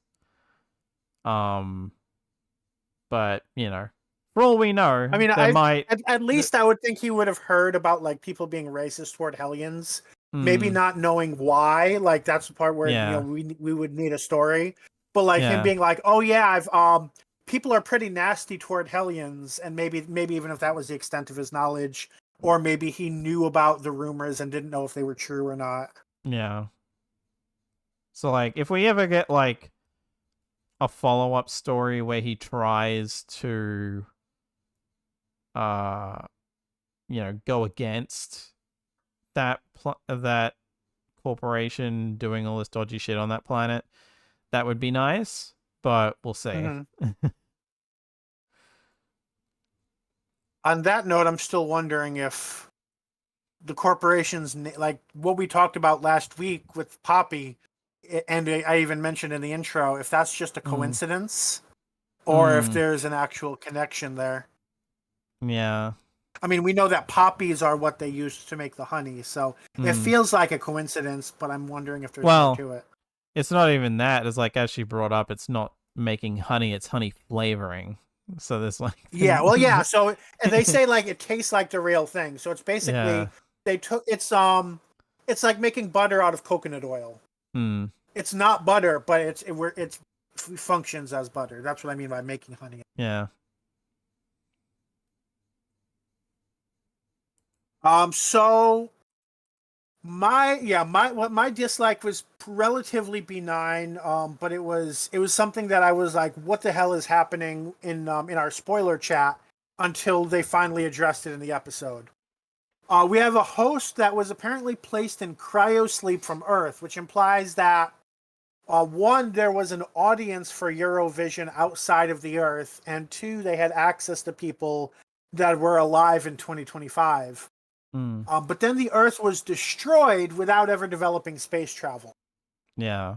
So this feels really like this was like they said, okay, Juno Dawson, write a Eurovision episode. Okay, great. We're going to cut off the last 10 minutes of the episode. We're going to stick Mrs. Flood in the beginning. We're going to stick the season plot into the last 10 minutes. And that's it. Yeah. And it seems pretty clear to me that they did not plan to be set in a timeline in which the Earth was destroyed when most of this episode was written. And I think they Hmm. could have gone around it. They could have had like this backstory where they were like, "Oh yeah, um, we found Rylan floating in space in May of 2025, and we saved him and basically purchased a life contract on him to keep him alive." and he taught us about Eurovision, and we brought it out to the stars, and that would have fit in with what's been happening a lot better than just not having any backstory and just sort of implying that he's always been there. Right, like to that end, they do there are like two lines that could maybe hint towards that. Yeah. He To does like, once say not. yeah, And you when he don't gets notice it on the first viewing. yeah, when he gets sucked into space, he says not again, and then when he gets brought back, he's like, oh, basically you're brought back from the dead, and he's like, story of my career.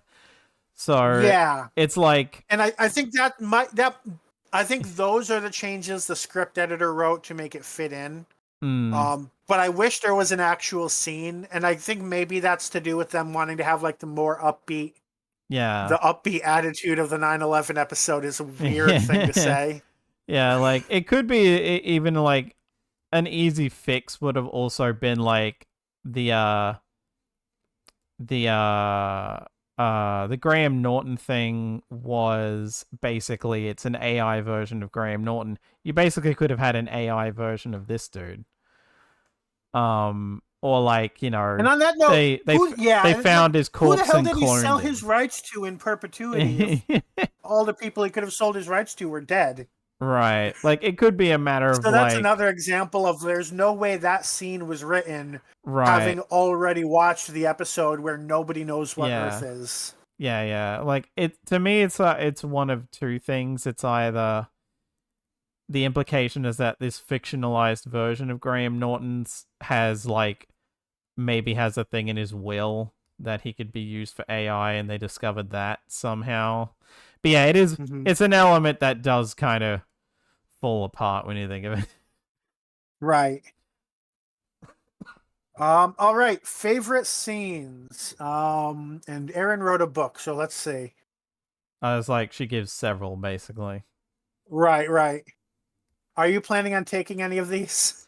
Probably at least I'd say just go with the first one unless there's one that you were gonna otherwise use. I actually did not write down my favorite scene yet because I got distracted. Okay, so she says Susan finally makes an appearance after being teased since Capaldi's era, albeit in a vision sequence asking him to find her. Teasing meaning like the photo of him the photo of her on Capaldi's desk and everything. Yeah.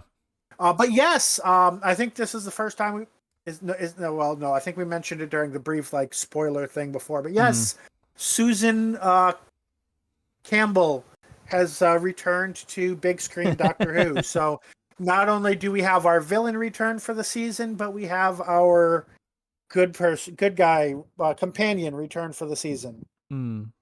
Which because it's interesting that even Carol Ann Ford was like, this pretty much has to have happened because of just fan outcry that I still haven't been brought back yet. Yeah. At minimum since the end of time, people have been like, "Where's Susan? Where's Susan?" Yeah, and just the whole thing of apparently since the end of time is also a weird sentence to say out of context. Yeah, and like the whole thing of like when her and RTD met for the Star Beast premiere, and he was basically like, do you want to come back? And she was like, yes, I want to come back. It was like, good, because you are. So clearly this has been in the works for some time. Which I guess that means RTD never spent a lot of time around the Big Finish offices, because there was a time where it seemed like Carol Ann Ford was recording something for them every month. Yeah,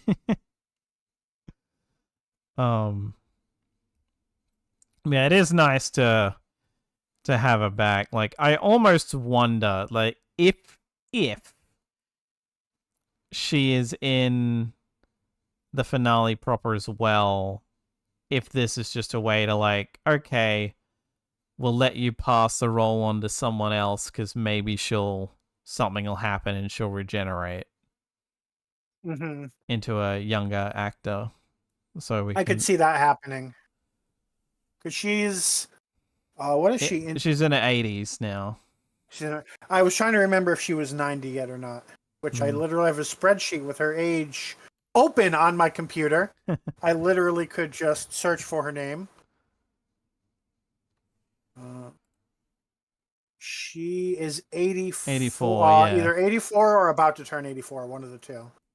She's 84, turning 85 next month. Yeah. I forgot how I coded things. It just says 84, but I was like, wait, which year does that? Is that before the birthday or after? Because she was born in 1940, so she would have turned 80 in 2020. So yeah. Yeah. Okay. So 85 in 2025 makes sense. Right. Okay, so not quite as old as I feared, but still, Which a lot of people retire in their 80s. So, which I guess tracks because she would have been like early 20s, I guess, when Doctor Who started by that logic. Yeah, I mean, she was playing like a 16-year, I think 16-year-old, but that doesn't mean she necessarily was. Right, like when the episodes first aired, she would have been 23. Playing younger, so.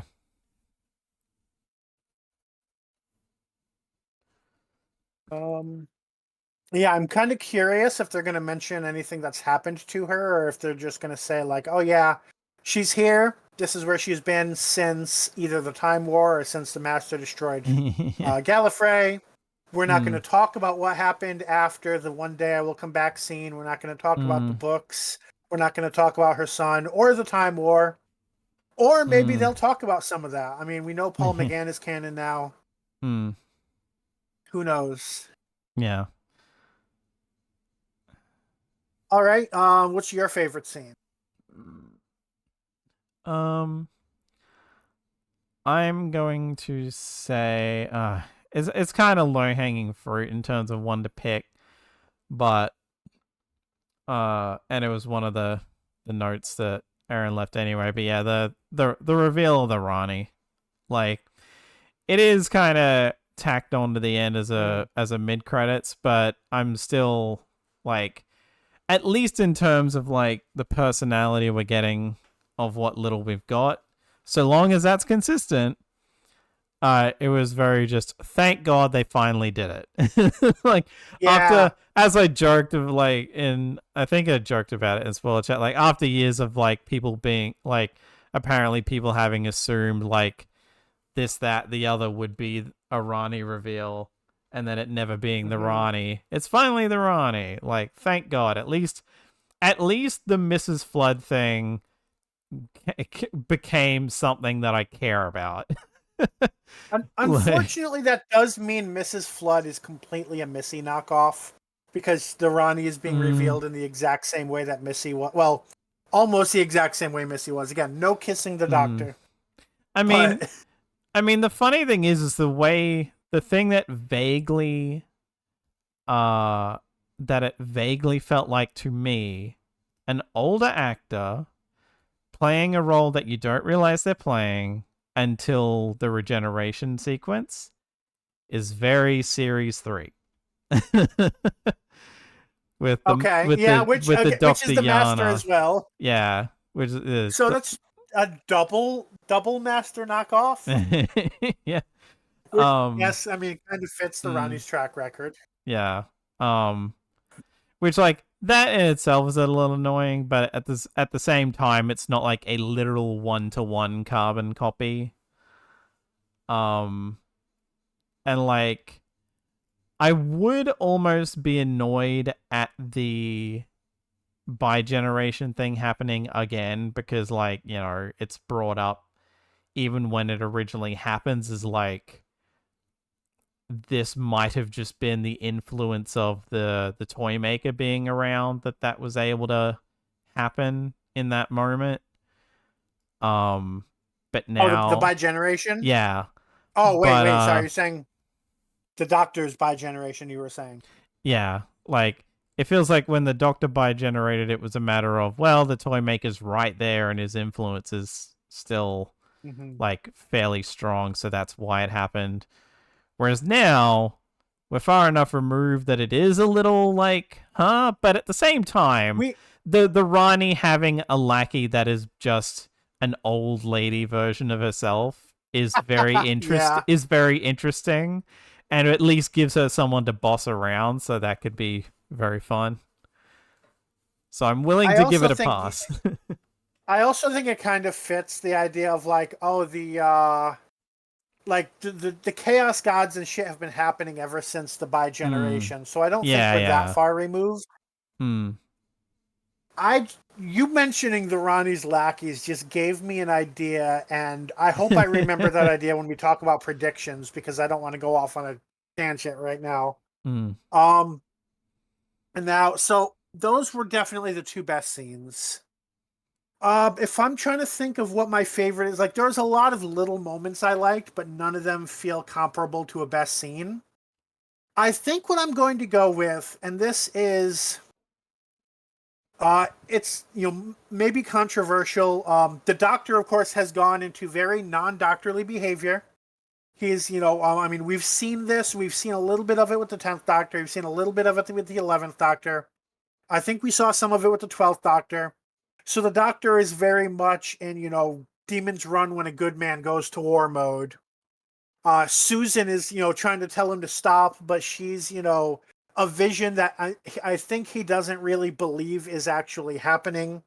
And Hmm. then it's not until Belinda walks in the room and is like, no, that he's like, oh shit. He's like, one, like 50% of his motivation for going off this way has just ended. He thought Belinda was possibly dead, and now she's definitely alive. Hmm. Um, and also the fact that, now I'm doing this in front of somebody. And it kind of the whole thing of like Tom Baker not drinking or smoking while the Doctor because he didn't want kids to see him and think the Doctor did that. And I'm like, that I think is what's going through the Doctor's mind right now. He's like, I need to set a good impression for this human. I cannot be doing this right now. And he just stops flat out. Hmm. I wish there was more follow up to that scene, and I hope it comes up when she does finally leave the TARDIS. Hmm. Um, I think if not for the fact that she was already committed to leaving the TARDIS as soon as they get back to Earth, it would have been a bigger deal. Hmm. But that moment in and of itself was good. Hmm.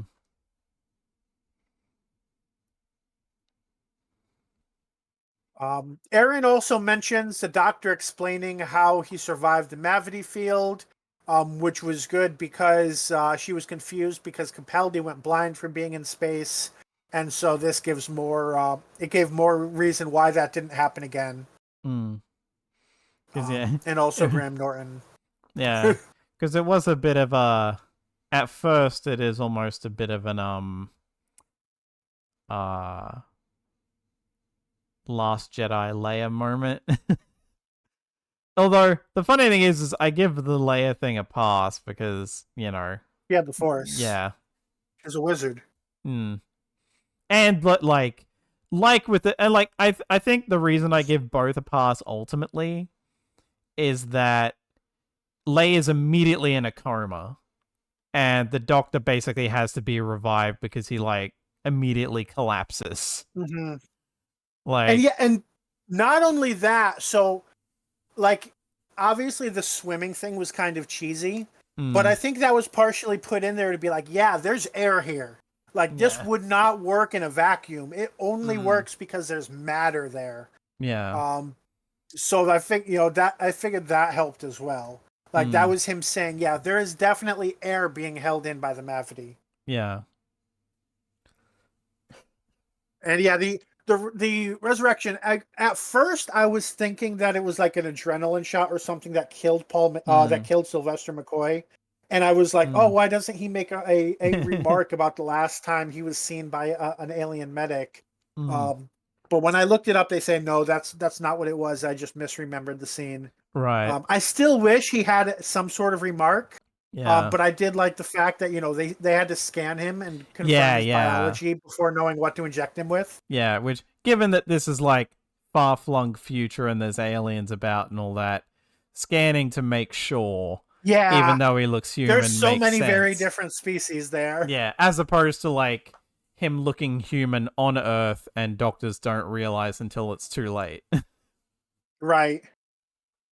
Okay, least favorite scene and why? Erin says she honestly can't think of anything that either doesn't fit the theme of the cheesy song contest or the terrorist plot. So, no least favorite scene from Erin. How about you? Um, to a degree, and this is more just because it feels extremely out of character for this doctor, I am going to go with him torturing Kid. Because That's fair. that just felt so out of, like, for what we've seen from this doctor so far, that felt like a gigantic leap. And like, yes, they basically say that like he writes it off as, oh, it triggered a trauma response Yeah. from losing Gallifrey, and I'm like, yeah, but normally when you encounter left-wing terrorist villains, you tend to try to talk them down, not immediately jump to I'm going to murder you. Like, To be fair, I don't so think he knows anything of his motivations, and that was part of my criticism before. That like mm. all he knows is that this is a guy who's planning to Well, kill 3 trillion people, and he's yeah. not asking the motivation. He's never been told the motivation. Right. But it is just like, it's a weird look, especially when it turns out that this is effectively like a left-wing terrorist villain. It's like, oh, and you had the doctor and even I feel like after the doctor finds out, he's still like, I want you dead. Like, if I ever see you again, I'm gonna kill you. And it's like, well, that's a bit awkward. I I Given know the we've said this a million times, but this is an episode that I wish it was a two-parter and that the cliffhanger was Cora revealing her horns. right, like, yeah, this again, like, I'm of the mind that, like, if we're gonna keep getting like, it's this era is kind of a victim of its own episode length in terms and like production schedule, because it feels like a lot of these are like, I said it elsewhere, but it's not that these are necessarily written in a rush so much as quicker turnaround than normal. Like, I doubt these writers are being crunched necessarily, but like, these two seasons, as far as I know, were basically written back to back. So Yeah, that's not a lot of and time. they did. I mean, I don't know how much this was a rush compared to what they did, the actions, but they did in terms of timetable rush it so that Shooty could go on to do other things right after. Right. So it is very like, if these were given more time, and that's like, that was my main criticism, like in like the previous season, was very much, if these just had a little more time to be worked on, but no, Russell had to write 6 out of the 8, so his focus was all over the place, is like, if he had more time to focus on stories, and that's why I feel like especially now he should be delegating more and more and more of like, come up with an idea, maybe write an outline, hand it off to someone else. This, yeah, there is a lot of stuff in both where it's like, honestly, just do 4 stories across 8 episodes, so like everything's a two-parter. Yeah. So that way you've got I'm glad Russell didn't write this because it meant somebody had the chance to do more. And yeah, I would have to compare, but I'm thinking some of our favorite episodes this season are not being Russell because they're people who have a chance to bring a new perspective. yeah. There are clear moments where either Russell or another script editor added things, and of course, every time you see pig aliens, you know that it has to do with Russell. But yeah, I think at the very least, Russell being rushed shouldn't have had that much of an effect on this particular episode, other than maybe not editing it as closely as possible. Yeah. And I know we had criticisms of Moffat. We were like, instead of editing this episode, he's off writing Sherlock. So we can't just say, oh yeah, just that he's off the hook because at least he delegated. There are problems, Mm, but yeah. not as bad. Definitely not as bad as it could be. Mm. I forget how we got on that topic. We were talking about. I just in the sense that like this felt like Oh yeah, torturing certain kid. certain decisions feel like if they'd been more fleshed out, because normally when the Doctor approaches villains that turn out to have a more left leaning motivation in terms of like, you know, this guy basically being like this corporation like swept in and like, you know, um did all this horrible shit, basically enslaved us. Um to, well, not even basically, literally enslaved, bought the planet, bought the people to do all Yep. this, and it's like, so why, like, it feels so weird. Like, I feel like we should have got that motivation first. It really feels like a really bizarre move to not reveal that until later. Because, like, regardless, he's still trying to slaughter countless people just to make a company look bad. Right. And it's like, you know, I would rather the Doctor know that from the get go and try to talk him down and then be like, well, I tried. I'm going to have to do these methods now because you're not listening. Right. Like my go to example is always, as much as crap as it gets for the effects, is Invasion of the Dinosaurs. The Doctor is constantly trying to talk those people down and does not Mm-hmm. try to kill any of them so much as just stop what they're doing. So that's my go to left wing villains done right story. Kind of another example is I wish we knew more of what Kid and Win had done, or the people they Right. know, or their cell had done before this. Yeah. Maybe they've been trying, maybe like because the corporation is so powerful, every time they tried to fight back against the corporation, it ended up like another planet put restrictions against the Hellions or something. Yeah. And I could definitely see like that driving somebody to be like, you're either one of us or you're part of the perpetrators. Yeah. But we don't see that. We have to kind Yeah. of infer it if whether or not that's the case. Yeah. Especially like the Doctor tries to give a throwaway justification for his behavior, for being like, oh, I know your type. You're just using this as an excuse to kill people. Yeah. It's like Which, you wanted to do this anyway, and yeah, which like, revenge is just your yeah, excuse. which like, if we're going with a like Palestine Israel reading of this story, I guess would make Kid and what's her name, Hamas, in this Right. scenario. And Cora is the like ordinary Palestinian being like, whoa, hey, what the fuck are you So doing? you know that you know the problem in these stories that we're constantly seeing. This is true. Black Panther, Iron Fist. It's kind of true Captain America. And it's definitely true here. There's not like, I mean, in Captain America, they at least have to say, okay, here's, I forget, it was the world government, the U.S. government. Mm. And we're talking by Captain America, I mean the show, not, Yeah. because that's where the Flag Smashers come from. Mm. So that's the closest to having something better. But in the rest of these, we're talking like racism in general, Yeah. colonialism in general, a Mm. corporation with no specific person in charge of it. Yeah. And yes, these are, I mean, it's true that these are systemic issues, but Mm. just because something is systemic doesn't mean nobody's at fault. Yeah. It means that it's difficult to fix, but there is somebody who made the decision, yeah, let's raise this planet for profit. There is Mm. somebody who made the decision, let's sell this planet for profit. Yeah. And those are the people we never see in these stories. Mm.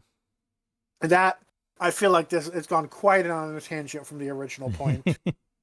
Um, which is helpful in the sense that I'm still not quite sure what other scenes I really would dislike from this episode. Um, I think I'm gonna go kind of the related one where This is kind of I made a comment in chat about this as well, where it was like, all of these, I'm so glad to have you back. And it's like, okay, now is the time for her to say, oh my God, you're not the person I thought you were. And she says, you scared me today. And I'm like, okay, how is this conversation going to go? And he says, I was triggered. Okay. Yeah. And now we need to get back to Earth. God damn it. Yeah. Yeah. Like there could definitely, there would be a real, because I don't think we've actually had that before, where someone says, you're not the person I thought you were. We've had a lot of fun together, but seeing what you're like when you think I'm not around is not a person that I want to be traveling with. I think that would be a really interesting companion departure. And I don't think we've actually gotten that before. The closest I can think of is either Donna in her first appearance, because she witnesses the Doctor basically commit genocide and is like, right. I'm out. No, I'm not traveling with you. Bye. Or like, it's not the same really, but like, it's not. It's Dan, different than Tegan, different from Martha. Yeah, different from Dan, because Dan's more like, this is too intense for me, and like you. Yeah, that was a little closer to Tegan. Yeah, and like you want, like you can't, like, I forget the specific wording he goes with, but it's like, like I could, I could have literally died. This, that, whatever. You don't, like, feeling like the Doctor doesn't seem to care as much, and is like, screw this, I'm out. But yeah, like, I don't think. And also, I think he had a chance to get back together with his girlfriend, which, like, I think part of him traveling with the Doctor was him being like, well, my house is fucked. My potential relationship is fucked. I might as well travel with the Doctor. Yeah. And then he had a chance at an actual relationship, and he was like, yeah, well, maybe my stuff's not as fucked after all. Yeah, because I think other than that, the only instances I can think of are either the companion never sees it, like Human Nature, Family of Blood, or the companions are there to talk the Doctor down from doing the bad thing, like Town Called Mercy comes to mind. Yeah, and I feel like there's an instance with Tennant, but I could be wrong. I mean, there's like the Doctor's daughter thing of like pointing a gun to a guy and being like, I never would, but that's less him being talked down so much as he was never gonna do it. So Runaway Bride, he was going to go further, because in the Turn Left world, he stays and like keeps killing like the Spider Queen and her kids, and he ends up dying because Donna never got him to stop. I guess so. That would be his example. I guess you could maybe say I'll say the more examples we come up with, the more the accusations that this episode is completely out of character fall flat. Well, yeah. I mean, again, it's not, and I'm not saying like it's not I'm more saying like and maybe that's because people are hyperbolic on the internet. It does feel like somewhat out of left field, and it does feel, if you look at Shudigatwa as a unique incarnation of the Doctor, then it does kind of seem more extreme. Yeah. But like the more examples we have from Doctor Who history, the more natural it feels. Yeah, to me, it's more, usually there's at least some degree of build up to it. Or it's like, because like 10 started with a thing where like he warns a guy to like leave and stop, and then he runs after him and he's like, kills him and just says, no second chances. I gave you a chance, you didn't take it, you're dead. So there was like setup for that. This Doctor has been very, I've been through therapy, I'm very in touch with my emotions, and I'm going to just have fun. And the therapy was supposed to be it was supposed to be after God damn it, Immortal Child? No. Timeless Child? Yeah, Timeless Children, yeah. It was supposed to be post-Timeless Child, but he doesn't even mention like, I thought you were dead, and that set me off. He was like, oh yeah, there was this episode 3 seasons back, or Because, like, yeah, like, it really feels like that therapy thing never really happened. Like, he learned to cry in public, and yeah. that's really all he got out of it. Yeah, because he does still like it is kind of funny because you would think the therapy would be like he'd be more open with people and like because like especially as a contrast to like and it's hard to say 14 but more a contrast to 13 where 13 was very very guarded and like would not be open about most things. And you would think that the transition from that to 15 over the course of it would have been like, okay, yeah, more in touch with and able to properly express certain feelings in that. And, you know, again, it's like the slippery slope is accidentally going into like, oh, the doctor should just be able to handle all this because like therapy is a cure-all. It's like, no, it's not. Right. But it is still a bit weird of like And I mean, we're calling it therapy. It was really just self-care. He right, didn't actually go to therapy. yeah. And it's like you would think there would be like again, if there was build up to this, like at least better build up to this anyway, I could kind of get it, but like the most was like in the well where he like confronts Conrad and is basically gleefully telling him that he's gonna die alone in a cell, which also fell out of character. So it was like, yeah, wait, what? Like, and again, out of character. Like that's why I always specify out of character for what we've got of this portrayal thus far. Like usually the Doctor has to be like driven to this, or like he's been traveling on his own too long or something like that. Whereas this was very just, oh, that just happened. Like that's gone from 0 to 100, like very quickly. Like especially with all the other stuff this Doctor has been through thus far, this is what sets him off.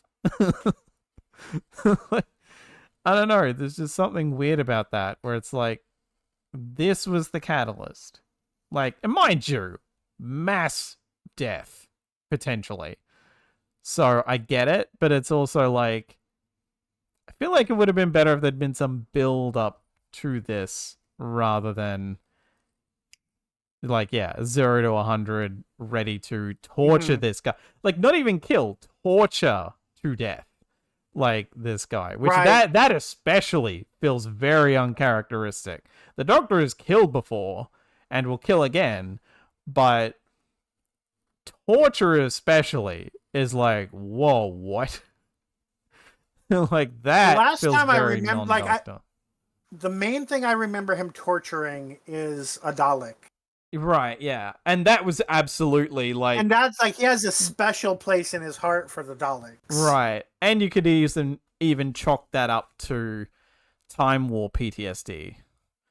Like, on top of that. So it's like, you know, that makes sense as opposed to this.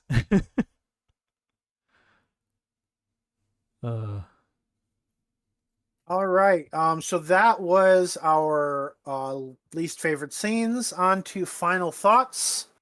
Aaron says the writing is incredibly tight here. Any kind of plot holes I can think of seem to be closed with machinery and characters' abilities referenced earlier in the story. Confetti guns, cryopod, holograms, Mike as the medic, and Gary as the hologram tech's professions, etc. The guest star of Graham Norton was excellent. The episode was overall fun, colorful, had poignant music, including Cora's Song of Helia, villains with a defined purpose, and a final reveal of a villain we've been waiting for a long time. Which, by the way, I'm noticed while we were talking, after we talked about it, this is very much Utopia, and that it's happening right before the 2-part finale, except that this is technically a separate story. Yeah. All right, your final thoughts. Yeah, like I'm not as negative on this story as I was like Lucky Day or as I have seen some people. be negative on this, but there is a lot of like, especially with the Graham Norton thing, there's like, oh, I signed away my likeness for AI stuff, and now I'm long dead. But then at the back comes up and it's like, Earth was destroyed in 24th of May, 2025, and it's like, well, yeah, wait, what? How would you? How would the AI like be able to like? How would he? How would there be like an AI version of him for them to have salvaged if Yeah. he was still alive when the Earth was destroyed? Like, Yep. it is a bit. Unless he was involved in Black Mirror technology, and they were like, "Oh yeah, we're setting up this AI version of you to live in paradise when you die," which Yeah. different series. Yeah, and even then, it's like if the world was like that thoroughly destroyed, how would the AI of him survive that? Like, Hmm. the remnants of stuff that we saw like earlier in the season was like, bits and pieces. Like, I think at the bit of the Statue of Liberty that was left was like maybe an arm. I think that was it. I forget. Um, Hmm. yeah, there's a lot of like, I'm kind of over this kind of approach to these kinds of, like, again, like, this isn't the worst example of this in Doctor Who, although the death toll is like, Jesus Christ. I much would have preferred this have been a campy story, to be quite honest. Because even in that way, there are some campy moments in this, and I'm like, feels a bit tonally jarring with all the like mass death going on. Like, well, potential mass death that they undo, but it's still just like, but like, the potential like 3 trillion people that might die, and we're like, you know, making jokes about like, oh wow, I rode a confetti cannon through space. That's camp. And stuff like that. Like, it's funny, but it's also like, then you actually think about it for a second and it's like, yeah, that's a bit tonally jarring. Like, a shit ton of people are like in stasis right now, potentially gonna die, and the doctor's joking about that after he almost died. And it's just kind Hmm. of like, you know I will admit it was funny to see someone say that like they thought that Kid was supposed to somehow be like a parody of Kid Rock or something, and I'm like, I mean, he's a Trump fan, but this guy's a left wing terrorist, so that would be a bit of a weird Yeah. thing to go with. I think they just called him Kid because, horns, and like there's a goat reference made later to both of their names. But yeah, like that, some of that stuff could have used like, and like, yeah, like the whole the Ryland dude, like how the hell was he salvaged when I don't think we saw any corpses, because they probably would have been obliterated by whatever the fuck happened to the Earth. Right. Because if it doesn't blow up so much as just disintegrate, then I'm pretty sure most of humanity would have gone with it. um and it's only like artificial stuff that seemed to survive.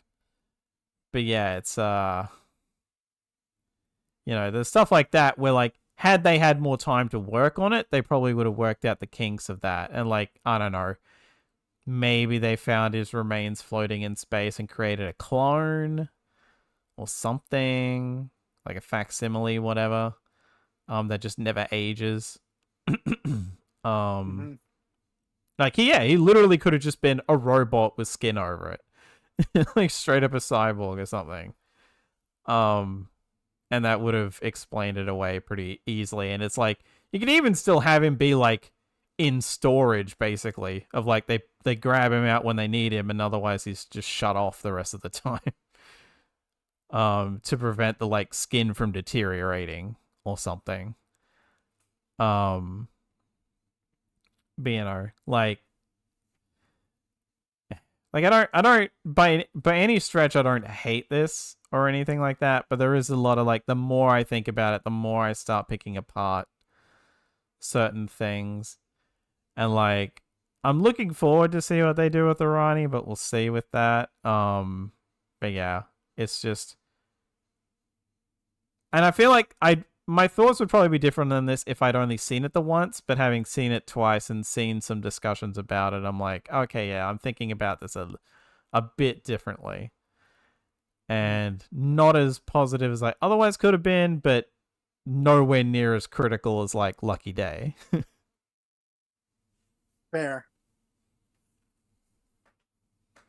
So on my thoughts, yeah, I think this episode was really well written from a social issues angle. I see. I mean, there are criticisms to be had there, and I think a lot of some of that comes down to a 40-minute story. I will still maintain that this handles it a lot better than a lot of the things we've been comparing it to.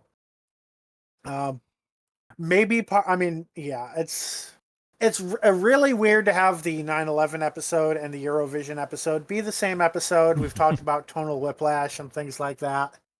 Um, ultimately, yeah, I always feel like I'm running out of things to say and repeating myself when I give final thoughts. Probably because I just talk so much other times. Um, if there was anything else I had to say, I probably forgot it. But yeah, so let's move on to ratings. And I kind of have distracted myself by trying to go through every season and see what companions and villains have returned. So let me get that open. Okay, so Aaron rated this a 5.0 out of 5. So starting off high. Alex, what is your rating? I'm not quite sure what my rating would have been for this on a first watch, but I think at the moment at least it's sitting at a 4. 4.0. I think I'm going right in the middle with a 4.5, which of course averages this out to a 4.5. This has done nothing to help your standing as being the lowest rating for the between the three of us. Right now it's Aaron and I are sitting at a 4.3 and you at a 3.9. Although, can I change this to be 2 decimal points? Whatever. But with a 4.5, that places this out of 492 things reviewed. A 4.5 places it. I'm pretty sure. Oh, it's not quite as common as I thought. Oh, yes, it is. 91, I think it'd be. Between 60 and 8. Oh, between 60 and 91. Out of whatever number I just said, things rated. It is on par with the Utopia trilogy, Zygon Invasion, Zygon Inversion, New Earth, Enlightenment, Resolution, Mission to the Unknown, World Enough in Time, The Doctor Falls, Thin Ice, The Ribos Operation, The Invasion, The War Machines, The Woman Who Fell to Earth, Rosa, The Seeds of Doom, Paradise Towers, Fury from the Deep, and Rogue, and if we count Shada as a typical episode, sure. It is not as good as The Seeds of Death, The Talons of Wang Chiang, Arachnids in the UK, The Ghost Monument, The Invasion of Time, The Magician Apprentice, The Witch is Familiar, The Return of Dr. Mysterio, or The Ark. And it is better than The Green Death, The 11th Hour, Rise of the Cybermen Age of Steel, Partners in Crime, The Time Warrior, The Haunting of the Villa Diodati, Face the Raven, The Edge of Destruction, and Father's Day. So, at this point, let us know in the comments what you thought of this week's episode. Don't forget to like the video if you've listened this far. And subscribe on YouTube, follow us on Twitch. Now, predictions. Oh yeah, so before I forget, I would go last, but I'm afraid I'm going to forget. My thought is, we know that a female hand grabbed the master after he was trapped by the toy maker. Yeah. What if, as we thought it was super weird that Conrad was part of this trinity, right? What if Conrad is the master with a fob watch? Yeah, that's basically what I was thinking. Like that was Great the minds think alike. Great not minds think alike. not in the exact sense, but I was legitimately thinking that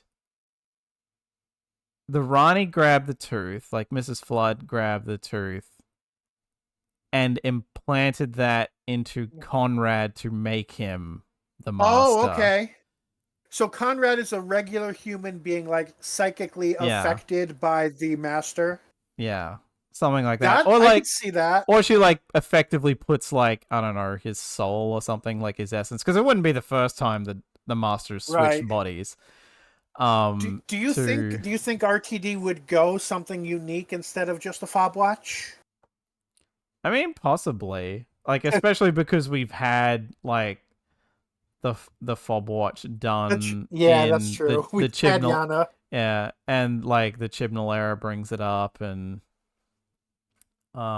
twice with the fugitive doctor and like the doctor's pre-Hartnell memories being in a fob watch that she doesn't get back. Either she doesn't get back or she has it, but she just isn't doing anything with it. I forget, but yeah, like that was the thing where I was like, oh no, maybe they're gonna do that. And Russell's been trolling this whole time about, oh no, I'm not gonna use the master again. Oh yeah, he did say that. Yeah, which, Or did he? Okay. well, like, he was basically like, I don't remember the quote. yeah, he was basically like, you know, I've done my take on the master. I'm like, and he was done quite recently. I think it's a matter of like, I did it, Moffat did it, Chibnall did it. I'm willing to let the master like sit for a while before coming back. So like, if anyone who comes after me wants to do something with it, they can, but I won't. But let's face it, it's Russell. He's a troll. It would not shock me if that was one massive misdirect, and this is going to be like the Rani being like, oh sweet, now I can like reconstitute you and you owe me. So you've got to help me out with whatever I'm doing.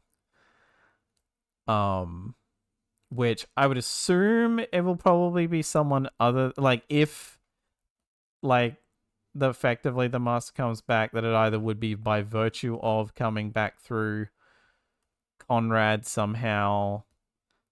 Like again, like maybe the Rani figures out a way to like have the master's essence come out of the tooth and inhabit Conrad, which would make more sense than just being like, yeah, you random human, I'm gonna do something with you.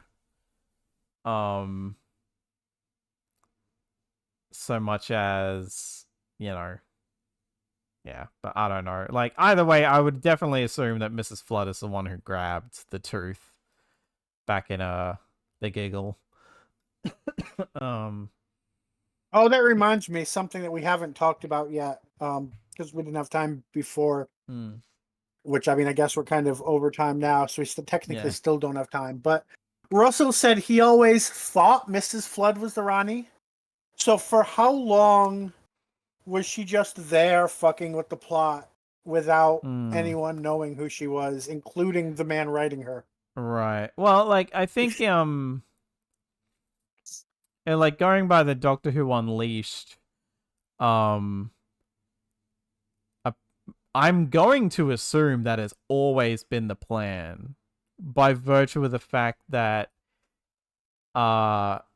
when he talks to, when the guy hosting Unleashed talks to oh my god, I'm blanking on her name, the woman that plays Mrs. Flood, Anita Dobson, that's it. Yeah.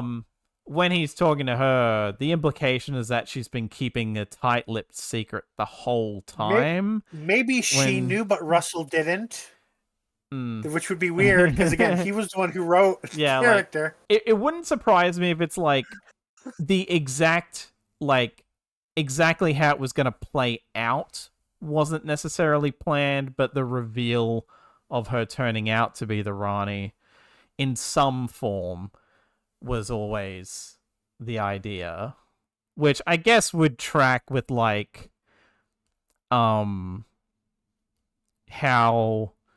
she's just kind of randomly mean to Ruby's grandmother. Like in that one time, like, oh wow, you're you know, like when like you in the like scene where you think she's a harbinger maybe of a thing, because she's randomly just in Ruby's house for some reason. Mm-hmm. And it's like, I mean, if the Rani reveal does not explain the fourth wall breaking at all. Yeah. I But kind of wonder if they finished writing and started filming season 1, and then they were like, okay, so who is Mrs. Flood? hmm, And RTD was yeah, like, well, I was thinking maybe the Ronnie, but I don't know for sure. yeah, like, I mean, I guess if the like to a point you made earlier, like if the idea is that she's trying to mess with like the fact that all these, god tier entities are showing up like more and more frequently, and the idea that she's trying to like gain power from them for some scheme, Mm-hmm. that like maybe somehow side effects of having experimented on herself with that have Yeah. allowed her some sort of hyper awareness or something But like by the way, that. that's my prediction, even though it's kind of masterly, Mm, that she's planning to use the like corruption of reality to make herself into a god, and mm, maybe coaching it in in terms of research, and she's clearly using yeah. the Vindicator in some way. So Mm, using Time Lord technology, but to kind of just turn herself into some sort of reality god. And mm, that is my prediction for the finale. yeah. I guess to that end, she is It'd be like hilarious if the master gets to be the one betraying somebody this time.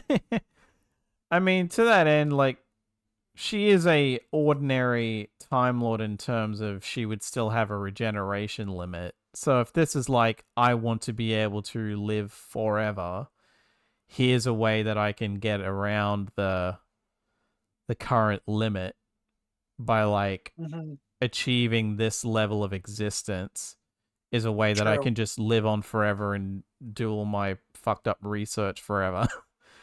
um If we really want her to be a master knockoff in yet another way, the quest for immortality yeah, yeah. would be Mind you, one. mind you, a mad scientist trying to figure out a way to cheat death, that fits. Like she's effectively And becoming also, an while we're at it, I have this lead, and I wish I had some gold. I mean, to be fair, being a Time Lord, I feel like that would be something that she'd scoff at, of like, oh, that's simple. I can do that in my sleep. Fair enough. Actually, yeah, if you can manipulate atoms, then you can Yeah. definitely turn lead into gold. Mm, Now, you might blow up a planet in the process, but when has the Ronnie ever been concerned yeah. with that? Yeah. Like I do like, it's kind of funny though that this reveal is like, damn it, I really wish they like it had been something like, and it's probably just biased because of the like having had an idea for how they could have brought back the Rani, of like all season or series long they're like encountering like what has science wrought stories, and then Hmm. near the end of the season it's revealed, oh yeah, that tracks, it's they've been finding aftermath of crap that the Rani has got up to, and they finally caught up with her for once. Yeah. Would have been like, oh, okay, yeah, that tracks, as opposed to basically the Susan Twist thing again, but now it's just Right, a right. Ronnie reveal.